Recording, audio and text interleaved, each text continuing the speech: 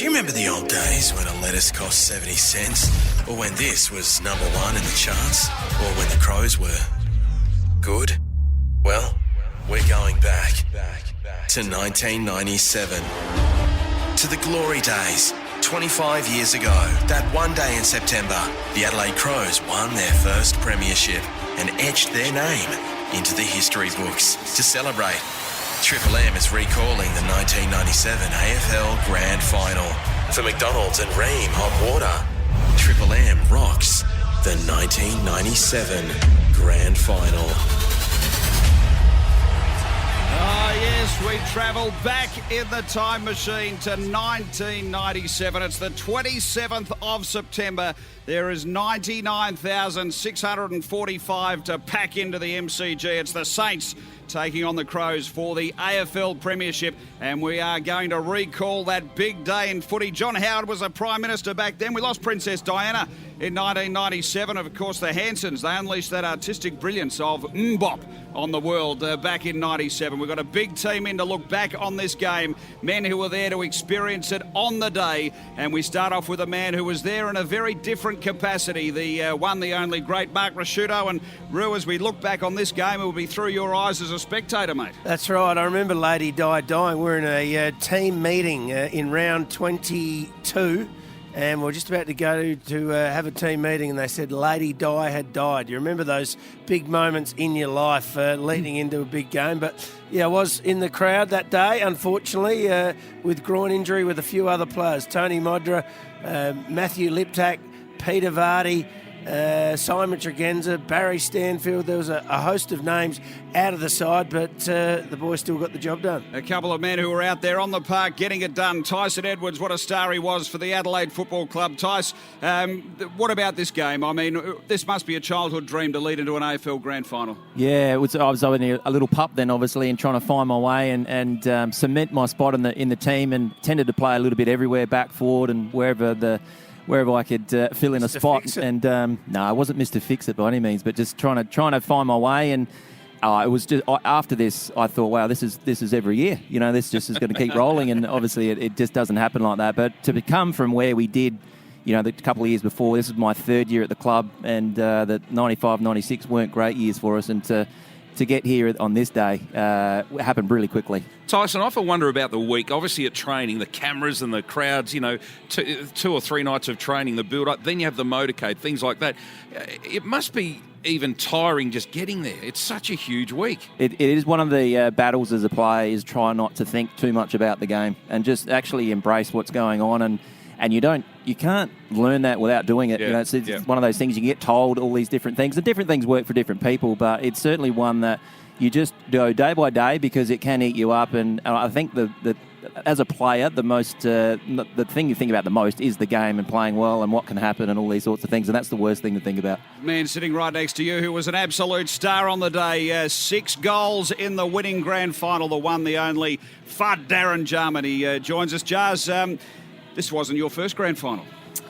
No, my first one was 91 with the Hawks, and I had an absolute stinker back then. And Dunstall kicked 6 goals, and I was sitting in the pocket, and Tony Hall was in the other pocket, and we were waiting for some crumbs, and there was nothing coming. Jason was just grabbing everything, and so, yeah, I thought, well, if we get another chance, hopefully I could do some damage. And just realising that I was one of the oldest players on the ground, a 30-year-old. You know, not too many more chances to make a statement in the big game. Darren, talking about the motorcade, things like that, were you asked to perhaps talk to the squad or the team during the week about the build-up and what they should expect? I did have a few chats during especially with the younger players. And Blighty, he was really good too. He'd obviously experienced as a player and a coach. He'd been there a few times, so his chats were good. Being the 30-year-old in the team, I have a few chats with the boys, but I really struggled in the motorcade on the Friday. I was getting abused by the St Kilda supporters. I don't know if it's because I was in the same car as Blighty, but we absolutely copped a barrage. So I was fired up after that. Yeah, fair enough. Yeah. Roo, I want to ask you a question. I actually called the game on the day, and our special comments man was Tony McGuinness.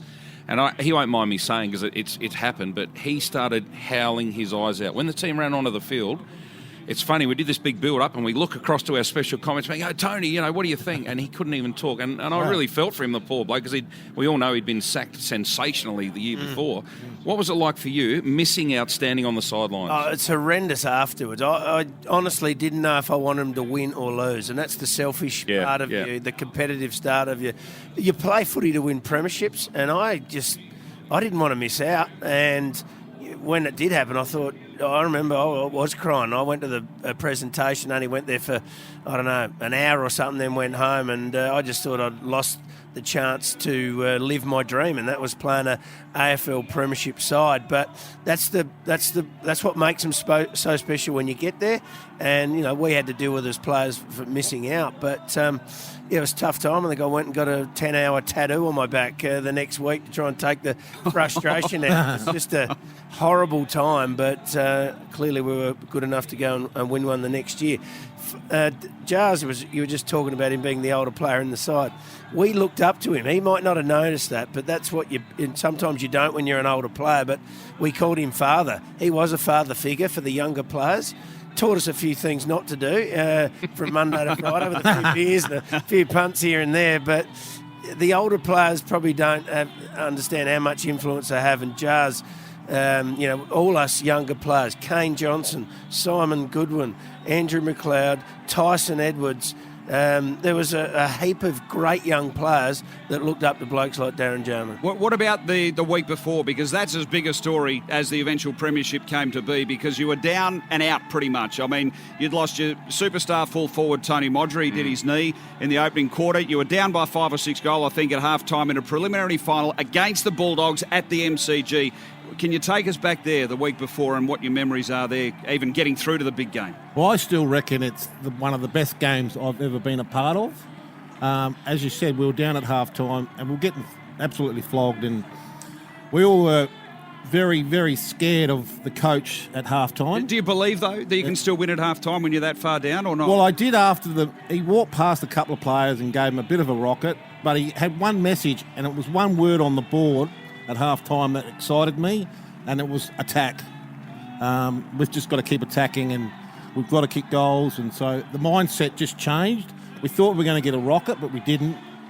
Keep attacking, and that was the difference. He was the Messiah. He had the ability to get the best out of people, whether that was fear or the ability to do things like right attack. And the 98 half-time was very much the same. Nothing's going right, boys. You know you're fit. Get out there and do it. He gave you belief, and all great coaches to do that, whether it's John Cale at Port Adelaide, who made every player feel like they were the most important player in the side. Blighty had an ability to get the best out of everyone. Bruce said one word there, fit. And because Neil Craig was our fitness coach, and we used to do, after training, we used to do a 10K warm down around the lake, each training session. Wow. I'm telling you right now, out of how many games that year we come from behind, but no doubt we were the fittest side. And the lead into the finals, both final series with Neil Craig, we had a 4-week block of training that was to get us ready for this in case we got there. So we had the confidence at halftime, another little brick in the bank, so to speak, that if we got our game going, we knew we could run over top of anyone. We had some injuries, we had some boys out, but we were fit. And the attacking game style and some of the changes he made, we were just talking about it before, was some of the changes he made just to get the guys to just, I guess, release rather than tense up. He had a pretty good ability to do that as well, and away we went. Neil Craig would rather overtrain you than undertrain you, and that year, at the end of the season, 6 guys had groin operations. Yeah. I was one of them. I didn't make it. I think Jars, you had a groin up. Yep. Kane Johnson had a groin up. We trained that hard, but took a few down, but it enabled the side to run over sides that were maybe better quality, but we were just fitter. And that was running on road stits back then. Gee. Yeah. That's not good for the joints, is it? Yeah. But were you exaggerating? 10Ks after every... We were. It was around the lake. You serious? In 98, he absolutely flogged us. After the first week in finals, we got beaten. I'm not joking. We got caned for 3 weeks on the train track. I still remember we had groups and goal squares at each end, and just 3 of us running from end to end using the balls. We're going to be cooked on the weekend. And we just ran over the top of them. Isn't that amazing? You got to back in your fitness coach. You got no choice. Yep. Because you can't. In those days, you couldn't question the coach or the fitness coach. And going into the game, you weren't expected to win either. I mean, St Kilda were the red hot. So as a player, how do you feel with that, going in as the unexpected victor? Well, I saw a guy called Mick Malthouse walking around the lake, and I actually joined in with him, and he said to me, he goes, "You guys are in the box seat here." And I said, "Why is that?" And he goes, "Just have a think who you're playing." I said, "Oh, we're playing St Kilda." He goes, "Yeah, it's a Melbourne side. You guys have had nothing all week, no interruptions. A Victorian side. You're playing St Kilda, who all the pressure, who haven't won a flag for 60 years. Yeah. Who do you think all the pressure, all the Melbourne people, who do you think they're going for?" And they hadn't really lost the game for that second half of the season. That Yeah, they come minor in. round season, I think they came in 8 zip and obviously won their finals games getting there. So all the pressure was on them, not us. We just flew in. Straight to the motorcade, bang, we're into it. Hit and run mission. Oh, fantastic stuff. Great insights from Darren Jarman, Mark Rasciuto and Tyson Edwards. It's our footy preview for TaylorMade Golf. The all-new Stealth driver from TaylorMade with a 60-layer carbon face that delivers unparalleled distance and forgiveness. We're going to have a chat to Daryl Wakelin. He was on the opposing side. He was with the Saints taking on Adelaide. It's our 25-year celebration. Adelaide taking the premiership in 1997. For McDonald's and Ream Hot Water, Triple M calls the 97 Grand Final. For McDonald's and Ream Hot Water, Triple M rocks the 1997 Grand Final. So there's nothing left now but to celebrate.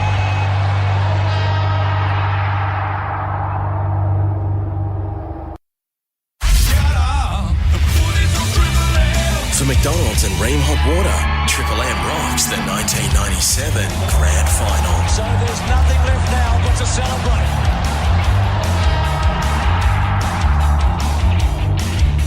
Oh, yes, we look back 25 years on.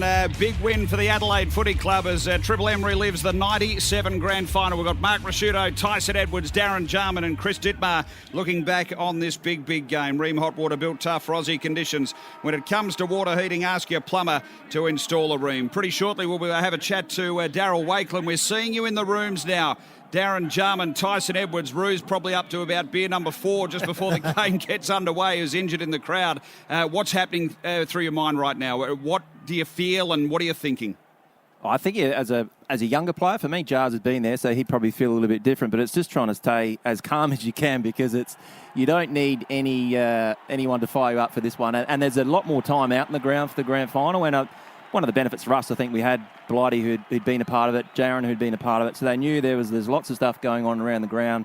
Just, take your time. You're going to have a little bit more time out there and ease yourself into it. Tyson, I don't know about this word, if it's appropriate, but is there any fear at all, or like a fear of failure, or is it all, I'm positive, I can't wait to get out there? I don't know whether that's fear so much, but you just hope it goes well. Yeah. That's what you're hoping for, Yeah. and you just want to get off to a good start, get into the game, and I guess not try and be overawed by the whole, because there was not nearly 100,000 people here, which none of us had ever played in front of it, and the Jars had it at the Hawks, but just hearing the noise as we walked out, was just amazing. I used to have fear. You fear of not performing on the big stage, and that's what drives you. The build-up, I actually hate. I never used to like it at all. I just wanted to get out there, get the job done, and the best time is after when you've won. But leading into it, horrible feeling, I thought. And Jars, what about just on from that, from Rue's comment? I mean, from what I remember, there was a bit of talk about you touched on it earlier, about not getting it done in the 91 flag. Did you have any personal pressure going into this game, being the senior player in the club, to perform? Not really, Yato. I was more worried about this moment here is very special. It's very loud and it's, as Tyson said, but Blighty said to us, go out there and soak it in and just stare at the people in the crowd. Just do all these little things just to make you relax. But once the anthem was finished, it's time to switch on. I want to ask you about your brother. I mentioned Tony McGuinness before. Yeah. Do you recall what he was like that week? I remember him that day. He rang me in the morning and he was with Greg Anderson and all the boys that had been sacked. They were all having a couple of quiet ones on the day, and he just wished me all the best. And I was angry at the time when he got sacked. It was one of the main reasons I came home, to play at the highest level with Andrew. Got a year with him in '96 under Robert Shaw, but Yeah, it was great to get a call from him in the morning and to wish me the best. Yep.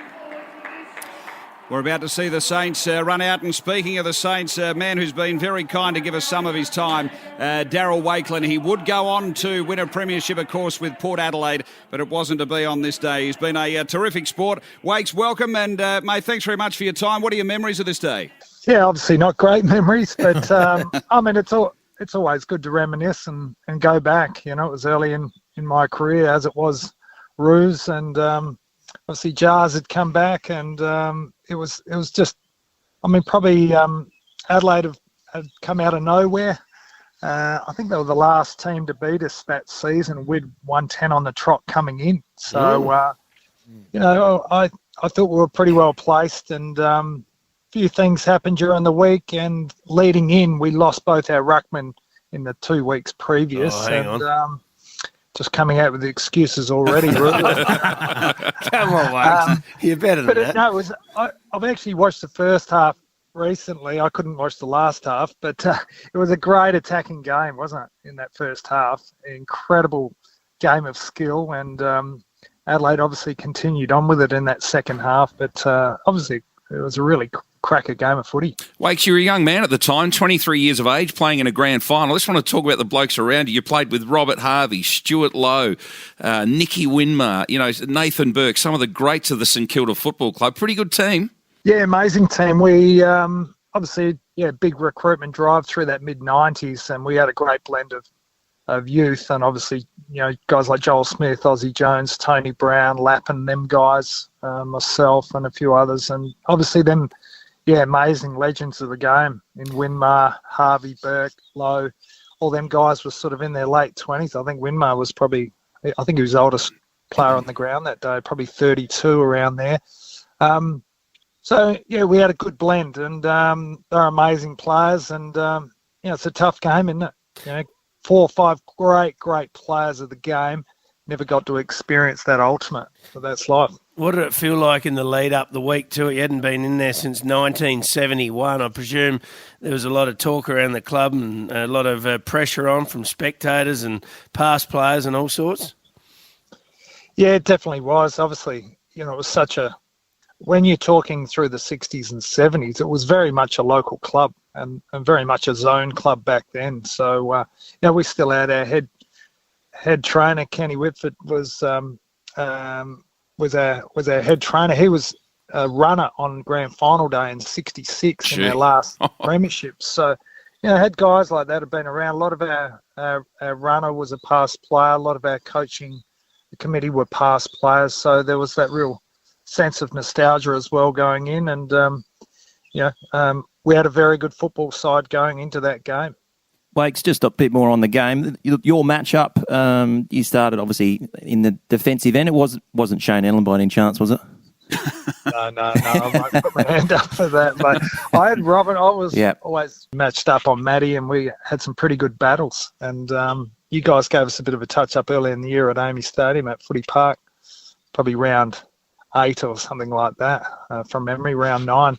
And Robin got a few touches that day. But, I thought I did an okay job on grand final day. But the ball seemed to be going through centre half forward a lot and going deep. And obviously Jars on the end of a few, Allen, and incredible run off that half back line and through the middle of the ground the Crows had. Now, I don't want to bag anyone here, but obviously Stan Alves got you to the grand final. You've got a very, very good side. Obviously you lost, but not long after that, he was gone. Was there an issue? Did he not have a connection with the players, or how did you read that situation? Yeah, it was very tough at the time. I was a big fan of Stan. It was such a disappointment. It came out of nowhere. Maybe I was naive. Maybe I wasn't close to it. But like any review, if you go in with a review, you interview certain people within an organisation, and you want to get the answer you want to get. You make a decision. The decision had been made already before they interviewed the players. I didn't get an interview, but certain players who had sort of probably on the end of a few of Stan's blasts in that 98 season. And they thought with a different coach, with a fresh outlook, someone from the outside that could come in and take that team to the next level. And, we could talk about it all day, but it was disappointing for that squad who was really coming through still. And the likes of Burke Harvey and all that still had, probably 3 or 4 good years left in them. That it then just disintegrated after that 98 season, really halfway through 99 when Watson took over. What was it like playing with bustling Barry Hall? Yeah, Bustling was a bit of an enigma because he was still, at that time, driving down from Broadford up there, which is about an hour and a quarter drive. He'd come down 3 or 4 times a week. So, yeah, he brought with him his sort of reputation preceded him in the fact that he was a junior boxer, and I probably felt as though Barry thought he had to live up to that even when he came to us. But he was an incredible athlete, and as it's shown that grand final, he burst that game open in that second quarter and kicked 3 goals from memory, and he looked like he's really going to take the game apart. He'd had a bit of an injury coming into that final series, and he's come back into the side, pushed my twin brother out of the side, who'd been in pretty good form at half forward, but had a real influence through that final series. Wakes, could I also ask about Nicky Winmar? Obviously, I think he lost his dad, was it a day or 2 days before the grand final? How was all that sort of handled within the group? And obviously not the ideal lead into a grand final, but Nicky and handling him and would have been a pretty emotional time for everyone. Look, it was, and not a lot was said directly about it. We knew he was hurting. His dad had been sick that week and then passed away that day before. So it was such a tragedy. Stewie Lowe had a personal issue with his sister as well. So it sort of happened late in that week after our last training. I remember we trained on that Friday and a few things blew up Friday arvo, but it wasn't directly. We knew it was there. We knew we had to focus on the game, as harsh as that sounds. But he would have been hurting. He was a veteran of the side. He was an amazing player. When you go back and you talk about modern day players, how they can tackle and so tough on the footy. He was that player back in the 90s, late 80s and all through the 90s. So incredible player. Certainly tough on Cuz at that time. And what a week for that to happen. But that's life, isn't it? Jars just wants to know how Jamie Shanahan's recovered. I don't think he has, Jars. I think it wasn't long after. Shanna's played a lot of good footy for us. He had a great record on them superstars of the game through that era, including Lockett and Dunstall and the big guys on that last line. But we're the more nimble guys, and I talk about you back then, not now, Joe. Nimble, but, very, very nimble. But it was amazing. Jars. I remember Jars put his studs into my chest one day out at Waverley. He just had that ability just to turn and just use his body so well, and he did that. You did that so well that day, Jars. Turned him inside out on a number of occasions on that last line. But like I said, that ball coming through the middle of the ground, the overlap run, was such an open game, wasn't it? And the guys who could run and carry and run that 20, 25 metres, there was lots of that going on. And then if you could kick that 40, 50 deep, go over half forward and get it deep, obviously you got some dangerous players down there scoring. So and then the floodgates opened as they did in that third quarter. I mean, even early in the game, there was times there we got off to a really good start. Then you guys paired us back kick, I reckon 3 or so in a row. And then we surged again. And then in the start, that third quarter started okay, but then you guys surged again and just kept going on with it. So in the end, in that third quarter also, when the game started to break down, we lost some of that run. And Rennie played such an amazing game behind the ball. It seems as though we just kept kicking it to him. And on top of that, Pito did an amazing job, as he had done on several occasions previously on Lowie. So that was a really good matchup. He was one of the bigger guys who could go with Lowie's running ability, and he had the physical, capabilities to go with him as well, one-on-one.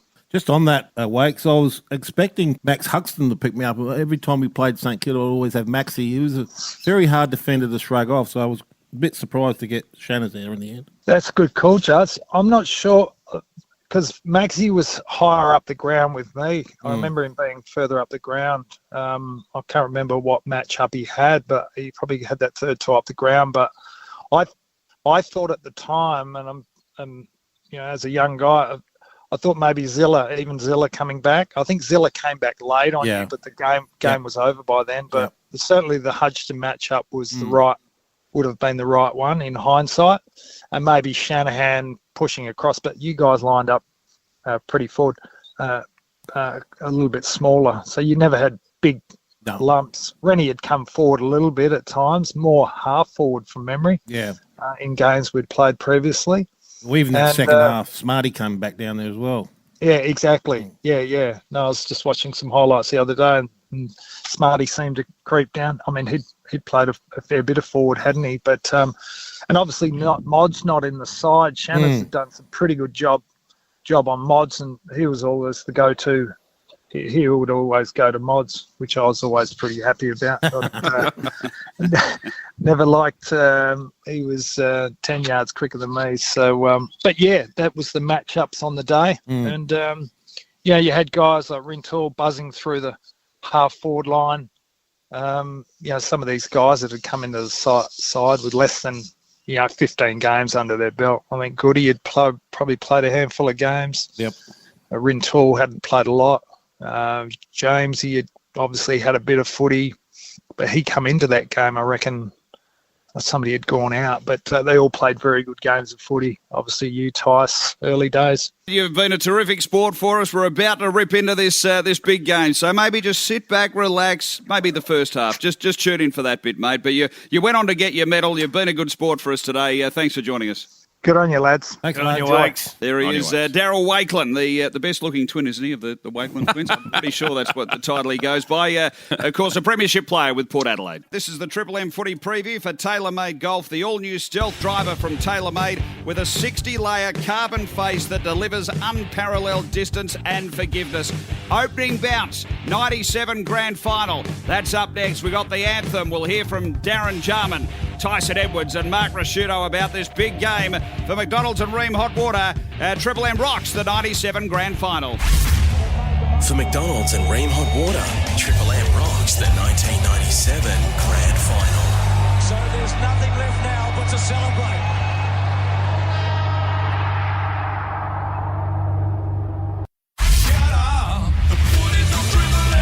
For McDonald's and Ream Hot Water, Triple M rocks the 1997 grand final. So there's nothing left now but to celebrate.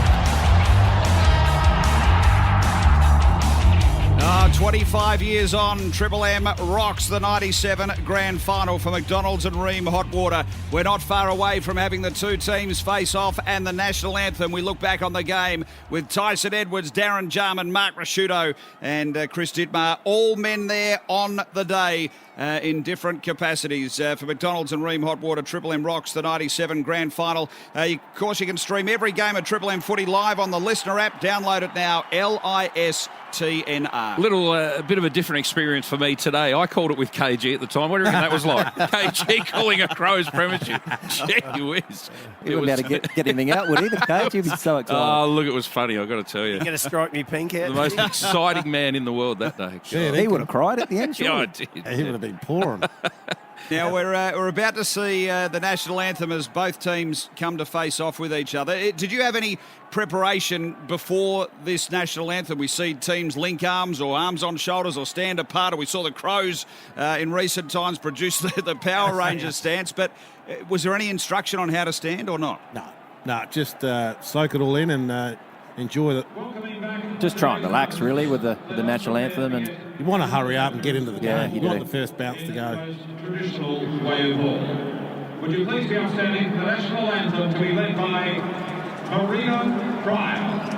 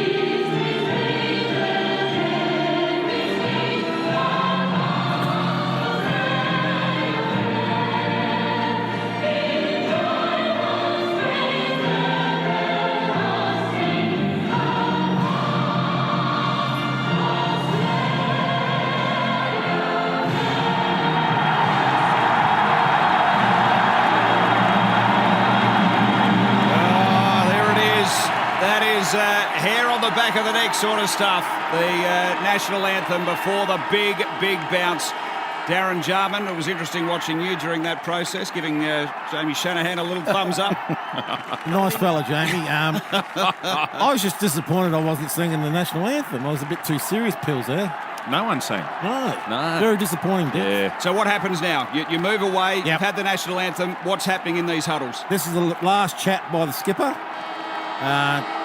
Just play the basic game, get it on quickly, long and high to our structure. Our structure was to kick it through Matthew Robran. Pretty basic. No one listened to Bix, did they? I didn't. I don't know about you. Eddie? I was a little pup then, so I listened to everyone. 99,645. You reckon they would have lied about another 356 and make it 100,000, wouldn't you? Oh, it sounded like 100. So Saints win the toss, punt road end. And where are you sitting, Ruth? So you're watching this game from where? Somewhere, sucking my thumb somewhere on the second level. What about now Robert Harvey? He'd won the Brownlow medal leading into this game. What about a match-up for fielders? Your fencing needs this footy season. What was the plan for Robert Harvey? Yeah, well, amazingly, we had I think Kane Johnson was the matchup, and only played 25 games up until that stage. And it was a run with roll. I don't think Blighty ever tagged anyone, but it was a follow him around and try and run off him if you can, and worked really well on the day. I know they both had a bit of the ball, but that was the matchup. Obviously, he'd just come off winning the Brownlow, so a big matchup for the day for us. Gee, do you remember these umpires? Hayden Kennedy, Brian Sheehan, Mark Nash. Plenty of hair. That takes us back, doesn't it? Well, we're not far away. Triple M rocks the 97 grand final. It's 25 years on. We get Neil Curley on the boundary with Russell Morris for Channel 7. Not very biased either, Kurt. Oh, what a man he was. Here he is, Chris Dittmar, to get us going. The 97 grand final. It's Adelaide at St Kilda at the MCG. Players taking up their spots. Darren Jarman. Shane Allen starting at full forward, Dits. Well, there's a shock. Yes. Now, did you know that during the week of training? Did you get told, or was it an on-the-day sort of thing? He told him very early in the week, so... What about the rest of the team? Do you get told as well? No, we didn't actually. We didn't know till... Probably the night before. Yeah, the night before night. we would have found out. Back in these days, the centre square was rock hard. Yeah. Because they were all turf wickets there. It was rock hard. For McDonald's and Ream Hotwater, Triple M rocks football. Gee, the ruckmen are a long way back. It's a shocker of a bounce. They don't recall it. Darren Jarman, first touch of the afternoon. Saints will come out of the middle. Burke with the helmet on, gets the kick away towards centre wing, and he finds a teammate too. And it's a good lead, and it's a good mark, Matthew Lappin. Lappin gets on with it straight away towards half forward. Low comes out, but can't take the mark. Pittman over the top was good. He got the fist to it. It ends up with Ben Hart. Benny Hart kicks to centre wing. There are loose Crows. Bond turns and runs, goes hard, delivers the half forward out on the lead, Robran, and the Crows go into attack. Yeah, a big contingent of Crows fans as well. Robran goes long. Oh, good mark. Getting back, Shanahan under some real heat back here, the Saints defence. Hudson got the handball, they run it through. So Adelaide get the opening score of the 97 grand final, a rush behind on the Triple M RAA scoreboard. There was no such thing as pressure forwards back then, but Mark Bickley doing what he does best and antagonises the opposition. He was savage, wasn't he? Came bursting through, accustomed to seeing him in the back pocket or half-back flank, I guess. So Peckett to bring the ball back into play. Bit of a theme for the day, those backliners sneaking forward. Short passes on Rintoul, good pressure on Daniels, and keeps the ball in the area, spills out of play, right forward pocket. Used to beat up on Jack Daniels a little bit too, didn't you? It was either you or me got him. Just leave the gingers alone, come on. Poor bloke. The throw in. Deep into attack for Adelaide. Robran, smart doing some ruck work. Connell had the ball, couldn't get a kick at it. Good pressure, good tackling the Saints. And they fisted clear out of defence. In the front of the goal square, though, Costa picks it up, has a right foot snap, and he's just offline, Kimmy Costa. And the Crows get their second behind on the Triple M RAA scoreboard. Well, that's 30 metres directly in front, and he's kicked it nearly out in the full. I was surprised he even got a kick. I'm surprised he kicked it 25 metres. A big kick for Cozzy. Darren Jarman, Mark Rasciuto, Tyson Edwards as we rock the 97 grand final. Here he is, Jarman on cue, turns and goes from the kick in. Oh, he's hit the post. Jars. Poor kick there, Yader. Poor kick. Good start, aren't we all over? Where did you start in this game, Jars? What position? I was on ball, running with Thompson. All right. Gee, you must have been fit. Running with. You weren't running. Oh, well, he was Never ran running with with me. anyone. Running machine, Darren Jarman. Bounces his way out. Gee, it's on early. You can tell the pressure on the Crows again. Double tackling, but Peckett comes through after the ball had been spilled, and he torps it through the middle, and McLeod takes his first mark of the afternoon. And what a star he was to become as he goes to half forward, running loose. Robert handles to D. Jarman, and again he's offline. Back-to-back minor scores for Darren Jarman. Saw your leg off. I'll take that back, Kimmy. Now, when you look at the start of a grand final, 4 behinds, and they haven't scored yet, gee, it could have been real good early. What were you thinking, Judge? You've missed 2. Were you just wrapped that you were getting the hands on the ball? Were you thinking, what could have been? Yeah. When you're getting sat on Roo, so I was very happy to get a touch. So one thing that's I've noticed is our forward line pressure's outstanding. Yeah. So the Saints bring it back in. A bit of run and gun from Cripps. Port Adelaide list manager. Sends it through to half forward. Good stuff for McLeod. Playing half back. Got a good feeling about this guy today. Here he is, Andrew McLeod at half back. He might turn out all right, that kid. Delivers well. Nigel Smart on the lead up. Yes, we look composed, don't we? Like, there's no rush, no panic. Are you on the ground yet, Tyson? I think you're starting on the bench. Still getting splinters on the bench with Brett James and Aaron Keating, I think. Good work, Pathetic. So there he is, Pathetic Pittman. Mighty famously gave him that after about round 5. He'd go on to back-to-back with Pathetic. Here he is, Burke for the Saints. Sends a long ball, top of the 50. Big fly. Cook couldn't drag it down. Here is McLeod. Oh, brilliant back there. Gets it to Kane Johnson, measures, Jamison in a one-on-one battle. Ground level Winmar, here he comes. His father passed away in the last 24 hours and he misses.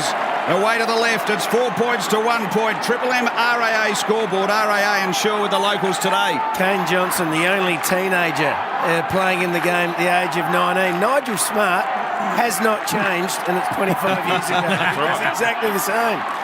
So Rod Jamison to kick the ball back into play. There was a bit of a story about Jamo that came out. I don't know how much you want to say, you boys, but about his appearance in this grand final. But I don't think the coach was too happy with him afterwards. His hammy was a bit tight going in. Might have had a bit of an injury, but he's out there. Gets the kick away. Jamo clears the defensive 50. Pittman's the target. Cook goes with him off hands. James was good. Handballs to Wren. Wren fumbles. Can't pick it up. And to be fair, the handball went to his feet and it dribbles out of play. Sean Wren, just a quick story. He's very fussy, Rennie, and in 98 grand final went to get a haircut beforehand and his barber put the wrong clipper on. You reckon that got him wild leading into the grand final? Darren Jarman fights for the ball at centre wing. Gee, no effort to get it out there, Jarman. The umpires were lenient back in those days. They were. And he says we will ball it up right on the AFL logo. Centre wing in front of the members at this Colossus, the MCG. Wren slaps it forward. Loose ball. St Kilda through Daniels to Burke, who's had a bit of the footy early. Back to Burke in the 1-2. Dribbles it. It's not a good kick towards half forward. Makes it difficult for their forwards. Gee, low. Brute strength. Gets the handball away. Is this the first goal of the afternoon? It is Jason Heatley. And the Saints get the first. And that's where it's costly when the Crows have had 4 shots at goal. And now St Kilda 1-1-7. Adelaide 4 behinds. Triple M RAA scoreboard. Tyson, just explain the noise that happens at the MCG. You're from Karoonda with a population of how many people? Wanaka, there's about 15 in the town, yeah. Wanaka 15. Now you're at a stadium with 100,000 people. You had cars tooting a couple of years prior in the underage footy. Oh, ridiculous. And it's really actually hard to hear your teammates as well. You quite often out in the ground, it's so good to hear a voice early, you know where to turn, all those sorts of things, and get instructions, but you literally cannot hear a thing. And when you're running, it sort of bounces, the noise just bounces in your head, and it's a daunting thing if you let it get to you, that's for sure. So for McDonald's and Ream Hot Water, Triple M rocks the 97 grand final. 25 years on, here he is, Darren Jarman, in the middle of the ground. Need you to remind me about the Sean Wren story too, lads, as Aussie Jones chips in for the Saints, takes a mark at half-back. He ripped off the knee brace in one of the games leading in. Was it the prelim final where you guys got over the Dogs? Do you remember or not? It was half-time, isn't it? Yeah, half-time. Goes up to half-forward. What are you pointing at, Jars? What do you remember there? I think it was half-time in this game. Rennie? Just don't know if he's got it on at the moment, Jars. That's the only problem, is Heatley on the lead-up. Takes a nice mark. The only goal kicker so far. Might have been the prelim. I'm just trying to remember. Yeah, it might have been the prelim the week before, I think. Yeah, I think it was, because that changed the whole psyche of everything. There's big, bad, bustling Barry Hall, only a little 20-year-old, but a big brute of a kid there and a very intimidating type. He's one bloke you wanted to keep away from if things got a little bit aggressive. Triple M Seabus Super special comments. Seabus Super making hard work pay off. Have we got some stars for you today? Mark Rasciuto, Tyson Edwards, Darren Jarman as Heatley comes in for the Saints from 48. Punt road end. He's got it. The Saints have got a couple. Back to back for Heatley. And St Kilda just pushed the margin out. 2-1-13 Adelaide, 4 points. Triple M RAA scoreboard. You reckon they'd be feeling pretty good right now, because you blokes in that opening 5 minutes were superb, and you talk about the pressure of your forward line, and then they go bang bang. I reckon they're feeling real good right now. Nothing better than scoreboard, getting on the scoreboard and releasing a bit of pressure, even though if you're not playing that well, if your forwards can lock a few away early just to settle things down a bit, because we have. Well, I think we've been all over them early with the pressure. Talked about Rod Jamieson. He was on Heatley there, so the heat would have been on Rod Jamieson if he did go into the game with a little bit of a tweak in the hammy and his opponent kicking 2 early goals. Costa out of the middle, gets another touch, a long kick up forward. Ellen out on the lead, dives and takes the chest mark, and this was the real surprise packet. Shane Ellen lining up at full forward. I reckon he played half-back all year. He kicked 3 goals in his career leading into this game. A lot of the grand final players out here today recruited through the Robert Shaw era. Shane Ellen was one of those. Ellen on his way in, about 40 metres out. The kick looks nice, and it's straight through the middle, and the Crows need that one. That's a real steadier. They go to 1-4-10. Leeds St Kilda 1-1-7. Triple M RAA scoreboard. Just had pictures of the shed there down at West Lakes. What a unique shed it was. To be honest, there's 2,000-3,000 people there after every game. You never liked going back there. You didn't want to, really, because you were tired after a game. Everyone went down there. You did autographs for 20 or 30 minutes, and then you'd catch up with people from all over the state. The Riverland, Whyalla, Port Lincoln, Kangaroo Island, all the Crow supporters would be there. You'd have a few beers. It was an amazing part of the Adelaide Football Club. For McDonald's and Ream Hot Water, Triple M rocks the 97 grand final through the guts as Thompson for the Saints sends a long ball low, bounces, rolls through, minor score. What about that matchup Dit spoke about, the Ellen move forward? When did you guys find out about that? We're going to have a chat to Shane Ellen at halftime of this game. I think I think Shane found out reasonably early. I think for us it would have just been a team meeting, probably the night before the game. That would have been when Riley used to sit us down and talk very simple structures and game plan, but that would have been when we found out. Sounds like we found out after Dits anyway at the golf course. Barry Hall fights for it, centre wing, and wins out. Handballs to Ozzie Jones, who loves to run and bounce. He has 2 bounces, gets a nice shepherd as well from Harvey, delivers all the way to the goal square, and just offline. Gee, looking dangerous, St Kilda. All of a sudden, they go to 2-3-15, Adelaide 1-4-10. What a little name that is, Ozzie Jones. He could play, couldn't he? He could run. Getting a look at the Harvey Norman replay here. And just speeding through Costa. That's when he sent Adelaide forward earlier. Gifts for the dads, best ever at Harvey Norman. Great deals for Father's Day in store and online now at Harvey Norman. Peter Caven, another of those players recruited to the club through the Shaw era. Works the footy. Pittman. Oh, he's held. Has he got a free kick? Yes. So Pittman centre wing. Gets it to McLeod. Nice measured ball. Hits Bond on the leader. Another one. Bondi was another one. Yeah, that's right. Bondi recruited. Only a 2-year period, but the recruiting of the club at that stage certainly set up these flags. Half forward Bond sends a high long ball. It's a dangerous inside 50. Cook for the Saints. Big fist. Out of play. Right forward pocket. City End will have it tossed in. Saints lead at 97 grand final. So Saints by 5 points. Sean Wren into the ruck against Cook, wins it, brings it down in front, loose ball in the goal square. Can Johnson pick it up? Kane Johnson, no he can't. And Shanahan defends well, sees the ball through for the minor score. Roo, who's responsible? It was around, I guess you have the score 1-5-11, Saints 2-3-15. Who was in charge of all that recruiting? Well, James Fantasia was the head recruit, and they did do a fantastic job. You can put Darren into that category as well. I think Brett James. Brett James. Peter Vardy. So free kick out of this contest going the Saints' way. I mean, you speak of the Shaw era. It's quite extraordinary the turnaround that happened in 1 year under Malcolm Blight, isn't it? It was the worst 2 years in the club history at that time. But we bounced back quick with the right people in charge. So Shanahan for the Saints works it up past centre wing. Here he is, big bustling Bazza. Sends it inside 50. Overcooked the kick over the head of Heatley. Butters up hard in a bit of a battle here. Winmar sweeps in. Jamison ties things up. And we'll have a ball up deep 50 here for the Saints. Looked like Jamo was going to have a crack at the St Kilda player, then he realised it was Nicky Winmar. I might give that a miss. He's one bloke that I played against who's got crazy eyes, and they're scary. When you look into someone, you go, I might give that a miss, I think.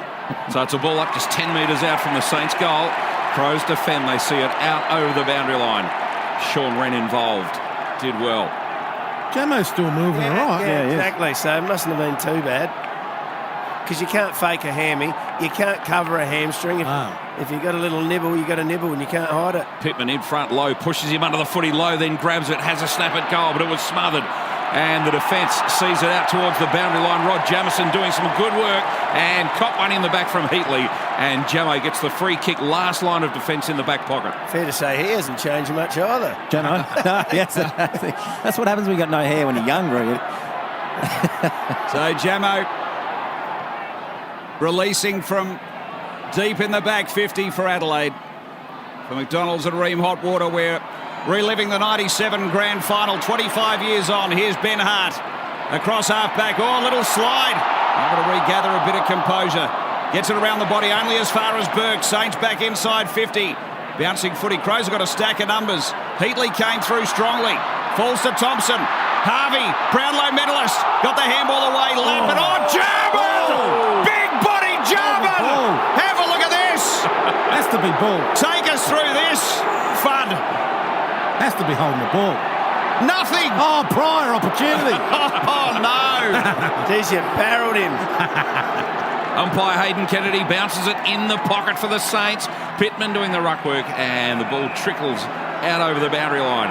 I know we'll have to give David Pittman a bit of curry for everything, basically, but what a versatile player. To have Sean Wren in the ruck, then Pitto would come in, or he could play centre-half back and one of the greatest centre-half forwards of all time. Pittman wins the tap. Only goes down to Winmar.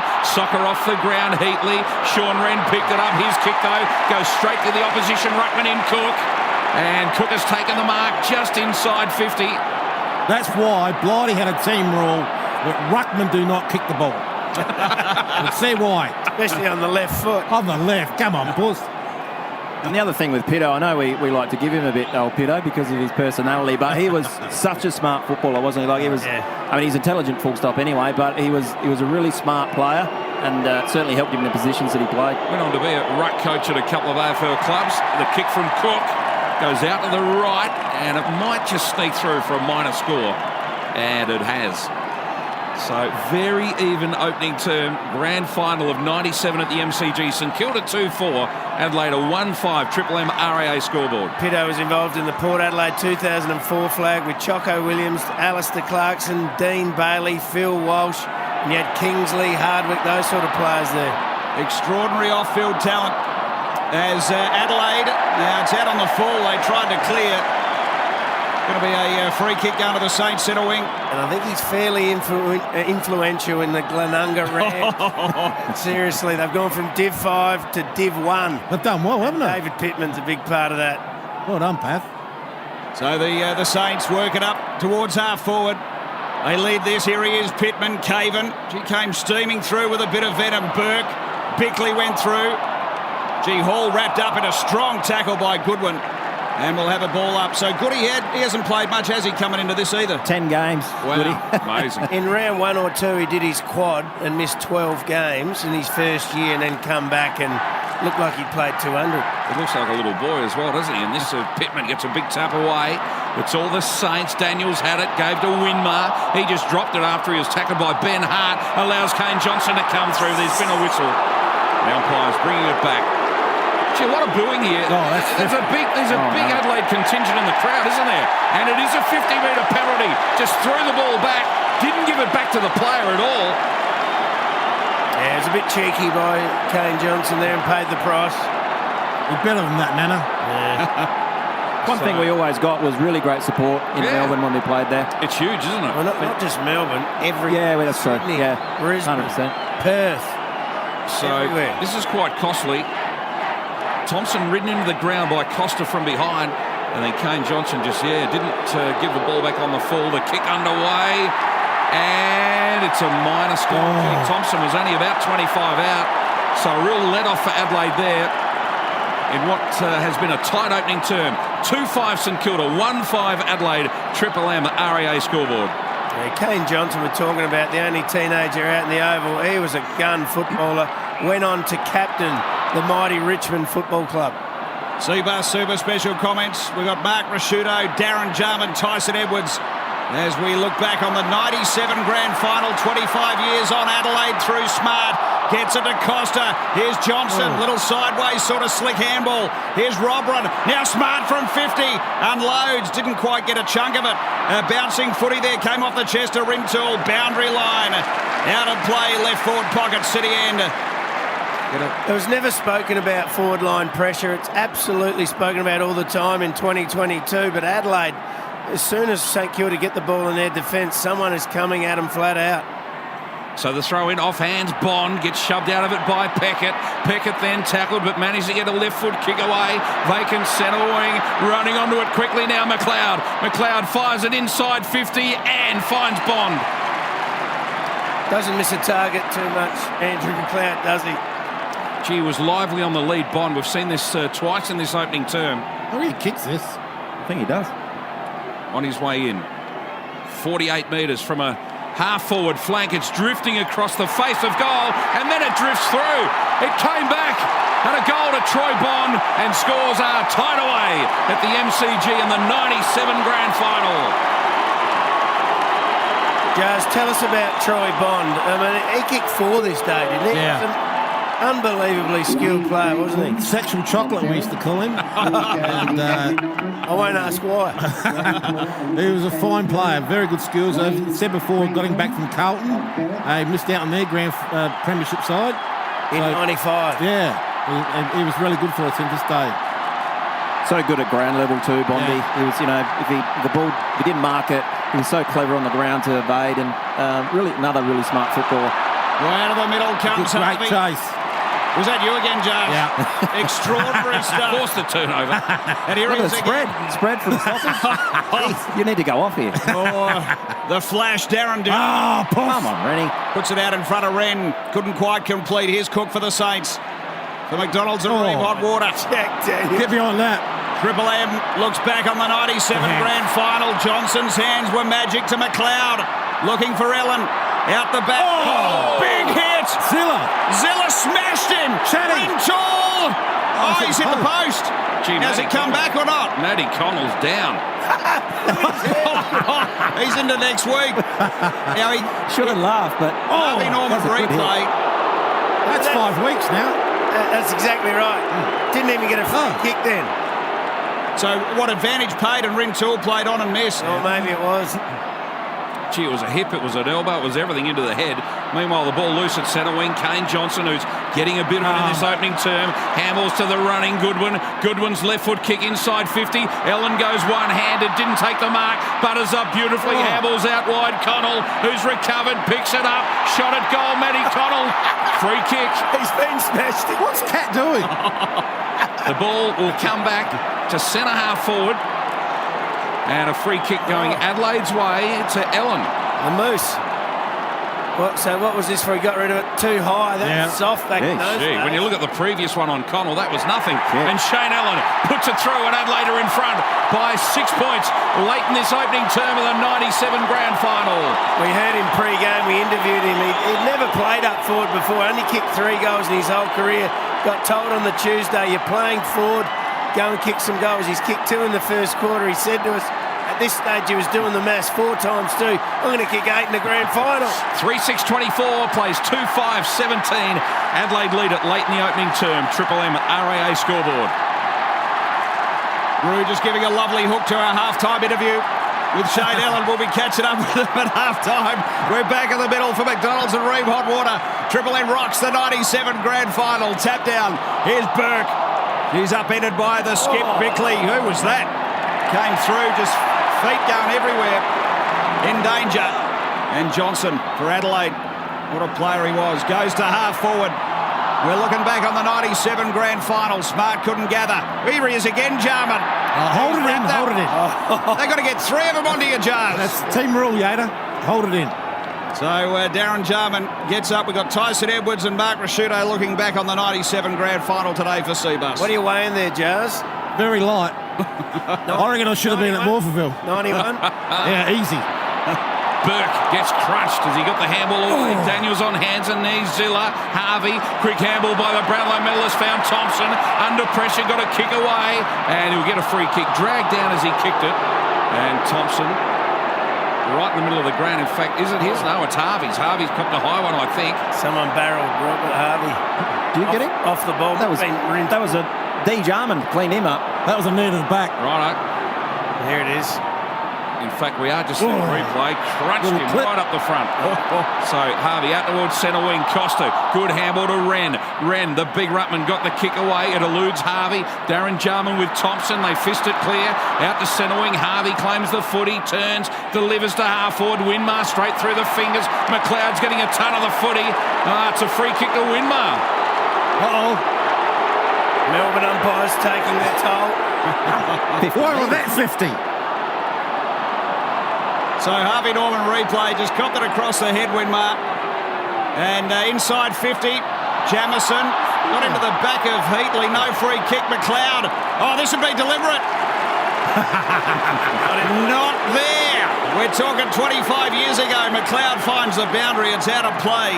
And we'll have it tossed in right forward pocket for the Saints, punt road end. When did the rule deliberate actually come in? Because clearly it's not there. So the Saints, little kick forward, came from Brown. McLeod, another touch. He's had 8 and 1 in this opening term, would you believe, in a grand final. As Connell picks it up at halfback, loose players at centre wing. Caven can run onto it and does so now. A bit of a fumble, but trapped it beautifully in the end. Has a bounce, the big centre halfback has a second bounce, delivers, wobbles one to the goal square. A chance for Smart, but he can't beat it to the boundary line. It's out of play, right forward pocket. See if you can get some money on McLeod to win the Norm Smith deal. We had some runners in this team, though, didn't we? Like Benny Hart was one of our best runners. He's at half-back. Peter Caven loved running off. Moose. David Pittman. Pitto could run. He was a very good... Nige loved to get off and run. McLeod back there. Goody was a good runner. Couldn't suck. Comments from Tyson Edwards. Off hands. Another kick 3. Ellen hits the post. You're right. Could have had 3 in this opening term. He's got 2 goal 1. And the Crows are 3-7-25. Do you reckon Blighty's up in the box going, not a bad move, that one? 2-5-17. We're getting some Harvey Norman replay analysis. Take us through this, Darren Jarman. What is that? It's just a great chase. He's showing us some defensive action. Is the FUD what a star he is. Now, Tyson, have we got you on the ground yet? I think I've still got splinters. Where are you, Ed? Are you on? He's getting splinters pulled out. Pieces. I tell you what. Saving me up, keeping me fresh. Here's the Sage Daniels. Watching this back, though, the pressure is enormous in the opening quarter of this game. The heat around the contest is extraordinary. Yeah. Here's Harvey. Goes to the line with Johnson out of play. What about Blighty, though? Put the youngest bloke on the ground, on the Brownlow medalist. Put Ellen to full forward. Never played there. Unbelievable. Yeah, some game moves for sure. Cook in front, won the tap. Costa will pick it up at centre wing, turns and kicks around the corner, kicks it high. Smart plays in front, doesn't take the mark. Good defensive work, Thompson. Off hands, Winmar. Winmar handballs over the top, Burke. Burke has been a good player in this opening term. Fires the pass to Heatley. Out on the lead, strong hands. Long way from goal this time. He's kicked 2 already in this opening term. He's looked damaging for fielders, hasn't he? Your fencing needs this footy season, so Jamison is on him, but boy, Heatley's looked dangerous, lads. Oh, he has. What about Mark Bickley there? Nearly killed him. There's not much Jamo could do there. It was a beautiful kick. Great kick. Gee, Burke, it was a spear-like pass, wasn't it? And he's still moving all right, Jamo. Yeah, he is. What, was it second quarter he came off? Yeah, must So Heatley with 2. Breaks into a trot. The runner. 51 metres out. It's a beautiful looking kick. And he's got it. He's got 3 in the opening term. Gee, what? No, minor score. Gee, I thought he was celebrating. I think he was. I think it was, Did. Might have been pointing to the bloke to stand the square, and I'll go out into the zone. They go to 2-6-18. Trail Adelaide 3-7-25. 3 minutes to go in the opening term. Triple MRAA scoreboard. Yeah, 7-point lead to the Satyrs. Here's Costa. Just backward of halfback. Delivers to Robran. Gee, Wakeland. Big tackle on him. We had a tap to Wakeland. What was a free kick in the back? Too high. Wow. Robran gets rolling for Adelaide. Pumps it up to half forward. Smart. Nice mark in front. What a player. He's going to unload a big ball from the front edge of the centre square. Goes long. Ellen from the side. Ground level. Until the Saints here. Burke wearing that famous helmet. Gee, kick was ordinary. Straight to Connell. Here we still seeing stars after he's collected early on in this quarter. Another one who could run. Goes short. Nice ball. Cavo. He wants to go. The left boot of Cavo. The eyes lit up, and he's pushed it. He's missed everything out. Bloody defenders. What's he doing down there? So Zilla to bring the ball back into play. Last line of defence. Goes long. Clears the defensive 50. Punch. Big pack of players. Wakeland's out there. Robran as well. Off hands Bond. Handball came to Smart. Handball to Robran. Robran 60 metres out. Kicks to the front of the goal square. It bounces in between a whole heap of players. Zilla read it the best. His handball goes to the boundary line and it's out of play. Had a few scrappers, really, didn't they, St Kilda? Zilla's a good South Australian boy, but he'd go to you, Jars, or it was Thompson or Jack Daniels. The 3 of them every week. Little scraggers. Throwing over the top. Smart brought it down the front of the pack and Bickley picked it up, but just offline the skipper. And gee, kicked a lot of points in this opening term. Adelaide, it could have been so much better. 3-8-26. 2-6-18 the Saints. Just the 11 scoring shots. So footy brought back in. We saw Sampson on the bench there for Adelaide getting some attention. As Harvey got it out to Aussie Jones. Has a run. Has a bit of a run. Nice shepherd off the ball. He's had 3 running bounces. Aussie making 4.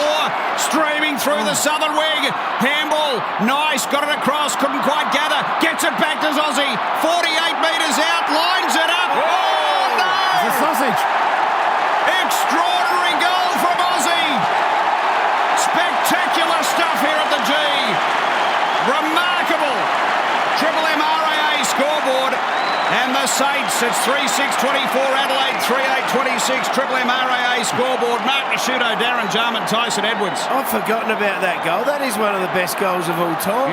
Where's bloody Kimmy Costa? Talking about guys that can run, he could run. Easy speed he had, bouncing down the wing like that. He did that quite often. Was he a left or right footer? Right footer. It was a right footer. How confident on his left. Didn't mind at all, did he? Jamo's just come off. Obviously, he's got his hammy. I think Clay Sampson's just done his quad as well. Yeah. Is that right? Yeah. Keating's the last person standing. So we're 2 down at quarter time. For McDonald's and Ream Hotwater, Triple M Rocks footy. Jarman in the middle, handball. And then Johnson just belts it forward, but it comes out to Aussie Jones, the goal kicker. This time he gets it straight onto the boot. And Tyson Edwards onto the ground. Gets a bad bounce. Winmar wins out this time. Tyson Edwards chases as Winmar gets the kick away. Falls short for low. Barry Hall off hands, picks up. Handball's inboard. Didn't find a target. Thompson with courage. Went to ground. Jarman steals it from him. And the Crows are away. So some tough in tight stuff. Ellen to Bickley. Actually, it was Costa to Bickley. Centre half forward. Went over the head of Smart. Ground level. Streaming through the skipper. Bickley comes in. Gathers and crunched. Robran trying some blind turn stuff. He couldn't get his hands on it. Oh, the Saints pressure. They're able to soak it up. Couple of champions in the end. Harvey to Burke, back to Harvey through Zilla.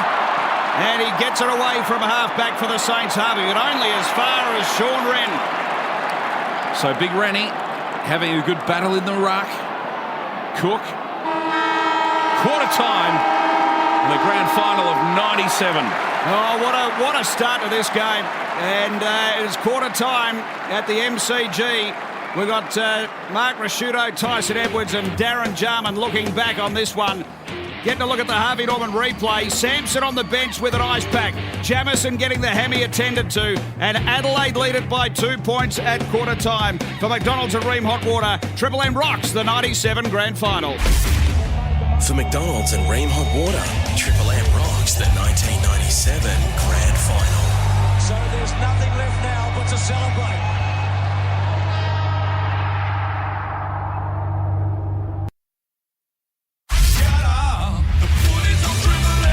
For McDonald's and Ream Hot Water, Triple M rocks the 1997 grand final. So there's nothing left now but to celebrate. Oh, yes, for McDonald's and Ream Hot Water, Triple M rocks the 97 grand final. 25 years on from the Crows' inaugural premiership. We look back on it with Mark Rasciuto, Tyson Edwards. We've got Darren Jarman and Chris Dittmar all there on the big day. Ream Hot Water built tough for Aussie conditions. When it comes to water heating, ask your plumber to install a Ream. Quarter time, Adelaide in front, boys. You've got a 2-point buffer heading into the break here. What's the feel in the opening quarter? What's happening in the chat in the group here? I think it was the pressure for our forward line pressure was really good, and it was just our opportunities. We had 11 scoring shots and only got 3 goals. So I think Blighty was talking about make sure we finish off. Geez, it's an open game. It's a fast game. It's a tough game. Really good footy to watch. Looking back on a very different game to what's in the modern era, where there's a lot more congestion and a lot more players playing out of their position and running up around the ball. You hold your positions in this era, and there's a lot more space as a result. Gee, it was evident to me, though, you really could have been further in front. You mentioned about the shots you had, but some of them were very gettable, weren't they? You were, 0-4, 4 behinds before they scored, and they could have been 4 goals. Yeah, that's right. We also noticed quite obviously, and there were stories to come out obviously post the match, just going through Robran all the time. Can you tell us a bit about that? Because that's been quite obvious in that opening term. It was just a team rule. Basically, it was very, very simple back in those days. And if ever in trouble, it's long, hard and high. I still remember it. Long, hard and high to Matty Robran. And the Crummers just work in and around him. And it was just a very simple game plan. We all understood it. And there was not a lot of other structures. I know we had a kick-in one that we always used to go to the junction a bit. But there was really, midfield, there was hardly any structure at all in the midfield. No structure and stoppages. Yeah. No. I don't know if you remember this at all, but at quarter time, I've just seen Blighty. He grabbed Chad Rintoul's jumper and pulled him towards him. Wasn't overly happy with that. I think it gets worse. I think he copped a bit at half time too. But I think with Blighty, with the coaching and structures and those sorts of things, he actually provided that with his coaching with the moves. You know, he didn't necessarily have to have this, you stand here, you do this. He changed things up with some of the moves he made. And he just back on Matthew Robran. Matthew Robran's job was to bring it forward. And if he let it over the back, look out. Because we were all structured forward. If he let it over the back, then the opposition would get it every time. So Matty was really strict on Matthew. And one of the things he'd say as a midfielder running up to that was methodically surround the content. Was the phrase he'd use. Don't run to one spot. Don't all run to one side. If you see someone there, run there, so that when it gets spoilt, you got coverage on the ground. Yep. So marking was not in his repertoire necessarily, Robran. He didn't have to take the clunks. He had to bring it forward. If you could mark it, mark it. But if you're out of position, play the percentages. You know the boys are going to be on the ground, so bring it to the ground. Don't let it over the back. What about the big move of Ellen forward? Shanahan was on him as well in the opening quarter. A couple of goals to Ellen. Yeah, he looked good. Great start. He hit the post. He should have had 3. Yeah, should have. Great move by Blighty. Just on Robran, to me, I know all of you fellas thought he was a good player, but I don't think the league understood how good he was. I thought he was a fantastic centre. He was very important for our structure. Yeah, he was. He was Great super player. important. Once again, a guy that could run. He was a super runner, Matty Robran, and really good skills as well. Really skillful player. He was really important for us. When you look over the history of the football club, we haven't had a superstar full forward. Tex Walker is more probably a full forward. You can say he's a centre half forward, I suppose, but Matthew Robran's probably been the best over the whole period. The centre half forward, yeah. I mean, obviously had Mods there at full forward. Mods full forward. Jars and yourself played a bit in there, but Matty was probably the only key, centre half forward type that we had. So quarter time, it's a 2-point lead to Adelaide, and quite extraordinarily, you guys are 2 down on the bench as well. Jamison and Sampson out, so you've got to play 3 quarters with rotations down. Second quarter, 97 grand final. Here's Chris Dittmar on Triple M footy. For McDonald's and Ream Hot Water, Triple M rocks football. Up high, Wren and Cook, they probably share this. Then Wren soccers off the ground, gets it to centre half forward. James left it behind. Coming out, Nigel Smart. Brett James goes back in after it, fires forward a handball. Soccering along Aussie Jones. Gee, coming through with courage. Costa bursts his way through, but held up by Jones. And the umpire says, holding the ball. And Aussie Jones just lets him know about it as well. Poor old Kimmy. Like a couple of 12-year-olds going at it. Harvey Norman replay there as Harvey for the Saints sends it up past centre wing. Oh, Tice. We love to give Kimmy Costa a bit of grief, but I tell you what, he's good to play. Look, he tried his guts. He gave you everything. 100%. Gave you absolutely everything, Cozzy. What about the locks on Tyson as well, boys? Yeah. Got the strands of hair just flowing in the MCG breeze. Big tackle. Ball, come on. There he is, Tyson Edwards putting the cruncher on Thompson. Yeah. Ball up centre wing. Hey, watch this. Oh, Kimmy. Maxie Hudson just cleaning him up. Blindsided Kimmy Costa. Bounce down. Wren, front position. Cook reached over the top. Burke a chance. Connell goes with him. Harvey running hard as he always does, but he was just outside the boundary line. Umpire says we'll throw it in. He was just a fitness fanatic, Robert Harvey. Anyone who had the job of tagging him had to be a super athlete. Well, there were stories of him throwing up during games, weren't there? Oh, you saw him at quarter time. Yeah. It nearly was coming off. He ran so hard. Bickley won the ball, then got tackled by the ruckman Cook. They hold it in. Benny Cousins and him, probably the hardest runners. Crawford, probably put Crawford in there as well, yeah. He's on his haunches right now, Robert Harvey. It looks like he's Start done. of the second term. He's very good at selling a story to you, Robert Harvey, like that, and then he'd get up and sprint off. Aussie Jones handballs back, but only goes to Bickley. He's well tackled by Burke. Gee, that was holding the ball, but the umpire says play on. Kane Johnson picked up, handball to Wren. Wren sends the Crows forward. Robrin brings it to ground as Darren Jarman told us at quarter time from the last line of defence, Shanahan. Oh, his day's going to get a whole lot worse. Shanahan, I can tell you that much. Streaming from a half-back is Peckett. He's had a couple of bounces for the Saints, make it 3. Through centre wing, little over the top handball. Finds the target, inboard it comes from Keogh. Here he is, Barry Hall from 52. Long range bomb! He's got it! Fair leg. Saints are in front. Big bustling Bazza from downtown. And they are 4-6-30 Saints, Adelaide 3-8-26. Triple M RAA scoreboard. RAA and Shaw with the locals today. Well, that'll go down as a goal assist to Jamie Shanahan. He's got one back. Peckett running down the wing. It is a nervous time when you're running and bouncing the ball. You don't have to bounce it, kick it, hold on to it or what to do, but they chose the right options. And Barry Hall from 55 metres banged it through. Good goal to St Kilda. There's a run-up from Rennie. He's 30 metres back. Adelaide 3-8, Triple M 5AA, RAA. Gee, where am I going? Triple M RAA scoreboard. Aussie Jones. You have gone back 25 I years. know. I'm reliving the day with KG. Aussie Jones, an important player so far for St Kilda. Kicks them forward, but it gets to the boundary line off hands, off Heatley. And a throw in, left half forward for St Kilda. The body shapes are different as well. If you look at them, more muscular, more big legs, haven't they? yeah, Well, bigger legs, bigger muscles. Just saw the hierarchy in the Crows box alongside Blighty. There was Neil Craig, there was Terry Moore, selected. Johnny Reed's in there as Harvey picks up. Handballs forward. Good tackle applied by Darren Jarman on Heatley. Ball spills free. Going in after it again. The Saints on hands and knees. It ends up with Winmar. Winmar kicks to half forward. Barry Hall gets out in front of Caven. He's well within range. He'll kick from 40 metres out. Got the old tattoo on the right arm there of the boxing gloves hanging down. Look at him. God, he's scary. What an intimidating young man. Kicked a goal just moments He's ago. 20 on the years run. old here. 20, is he? 6'4", 100 kilos, Muscles on muscles, this bloke. Have a look at him. broken nose. Barry Hall. Can he kick his second? 40 or 48 metres out. Beautiful. And he's drilled it. Back-to-back goals for Barry Hall. Having an impact early in this second term in the 97 grand final. And St Kilda go to 5-6-36. They lead by 10 points, 3-8-36. 26 it is, the Crows.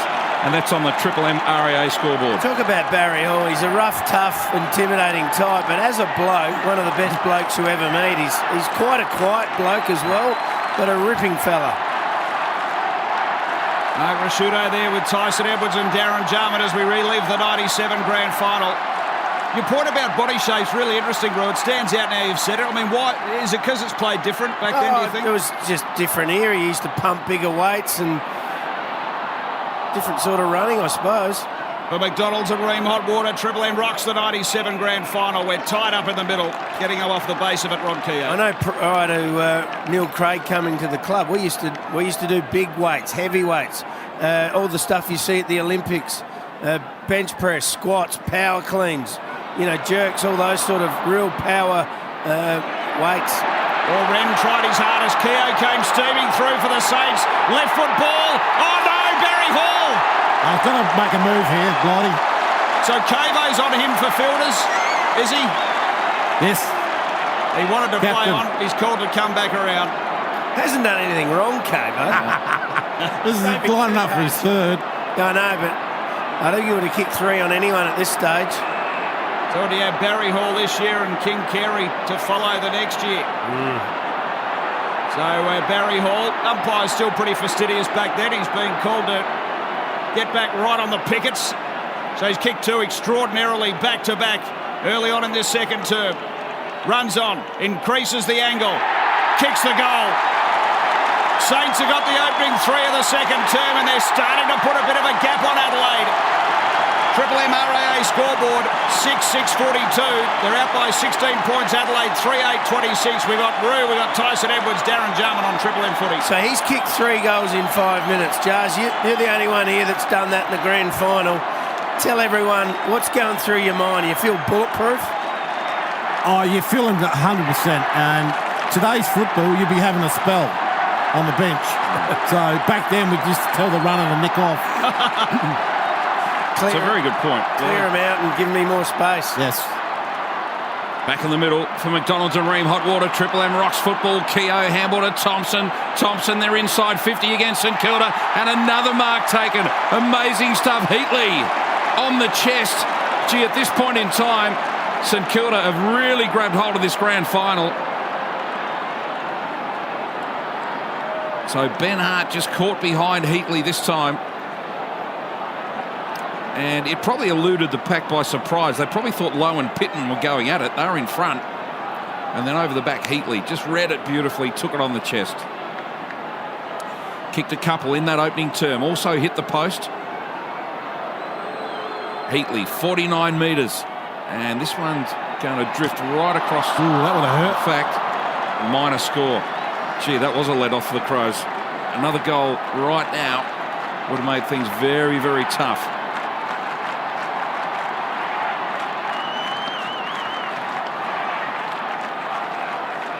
So Heatley, 2 goals, 2 so far. The Crows just need to steady things down, slow it down here for the moment.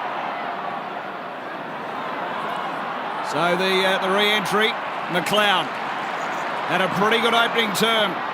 Turns and goes from half back, looking for Smart. Fisted away by Hudson. I think that's Keating on the ground now for Adelaide. Now an opportunity for the Saints. Peckett put it out in front of Heatley, bouncing footy at half forward. He just runs it over. Ben Hart trails him in. We'll have it tossed in at half forward for the Saints. What about the asset of Benny Hart as a coach? You can play him on absolutely anyone who you play against, from Tony Lockett to Gary Ablett Sr., right down to a small forward like a Stevie Milne. No wonder he's his favourite, bro. Yeah. So Keating got the tap down.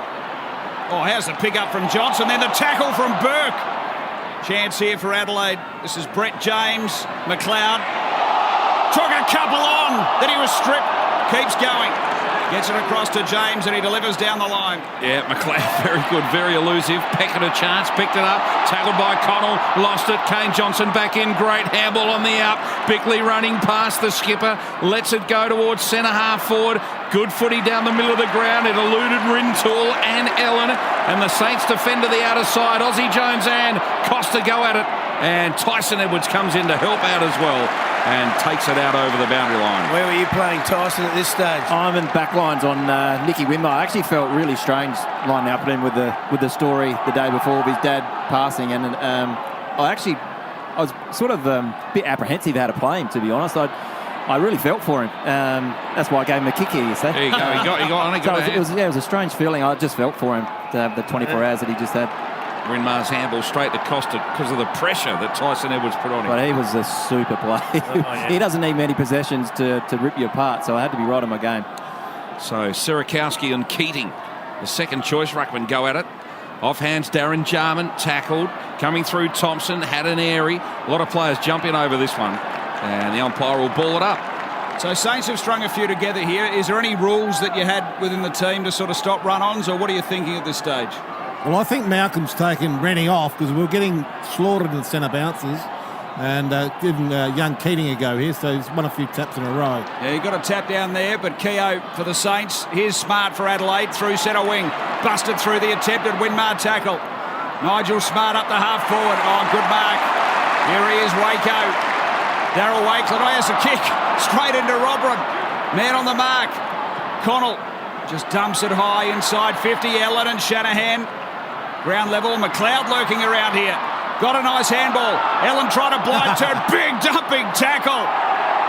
Robron Ellen. Scrappy stuff now inside the forward 50. Will have a ball up. When you look at what the ruckmen are doing, all they're trying to do is thump the hell out of it. Yeah. So, and we know we didn't have any structure in terms of hit it there.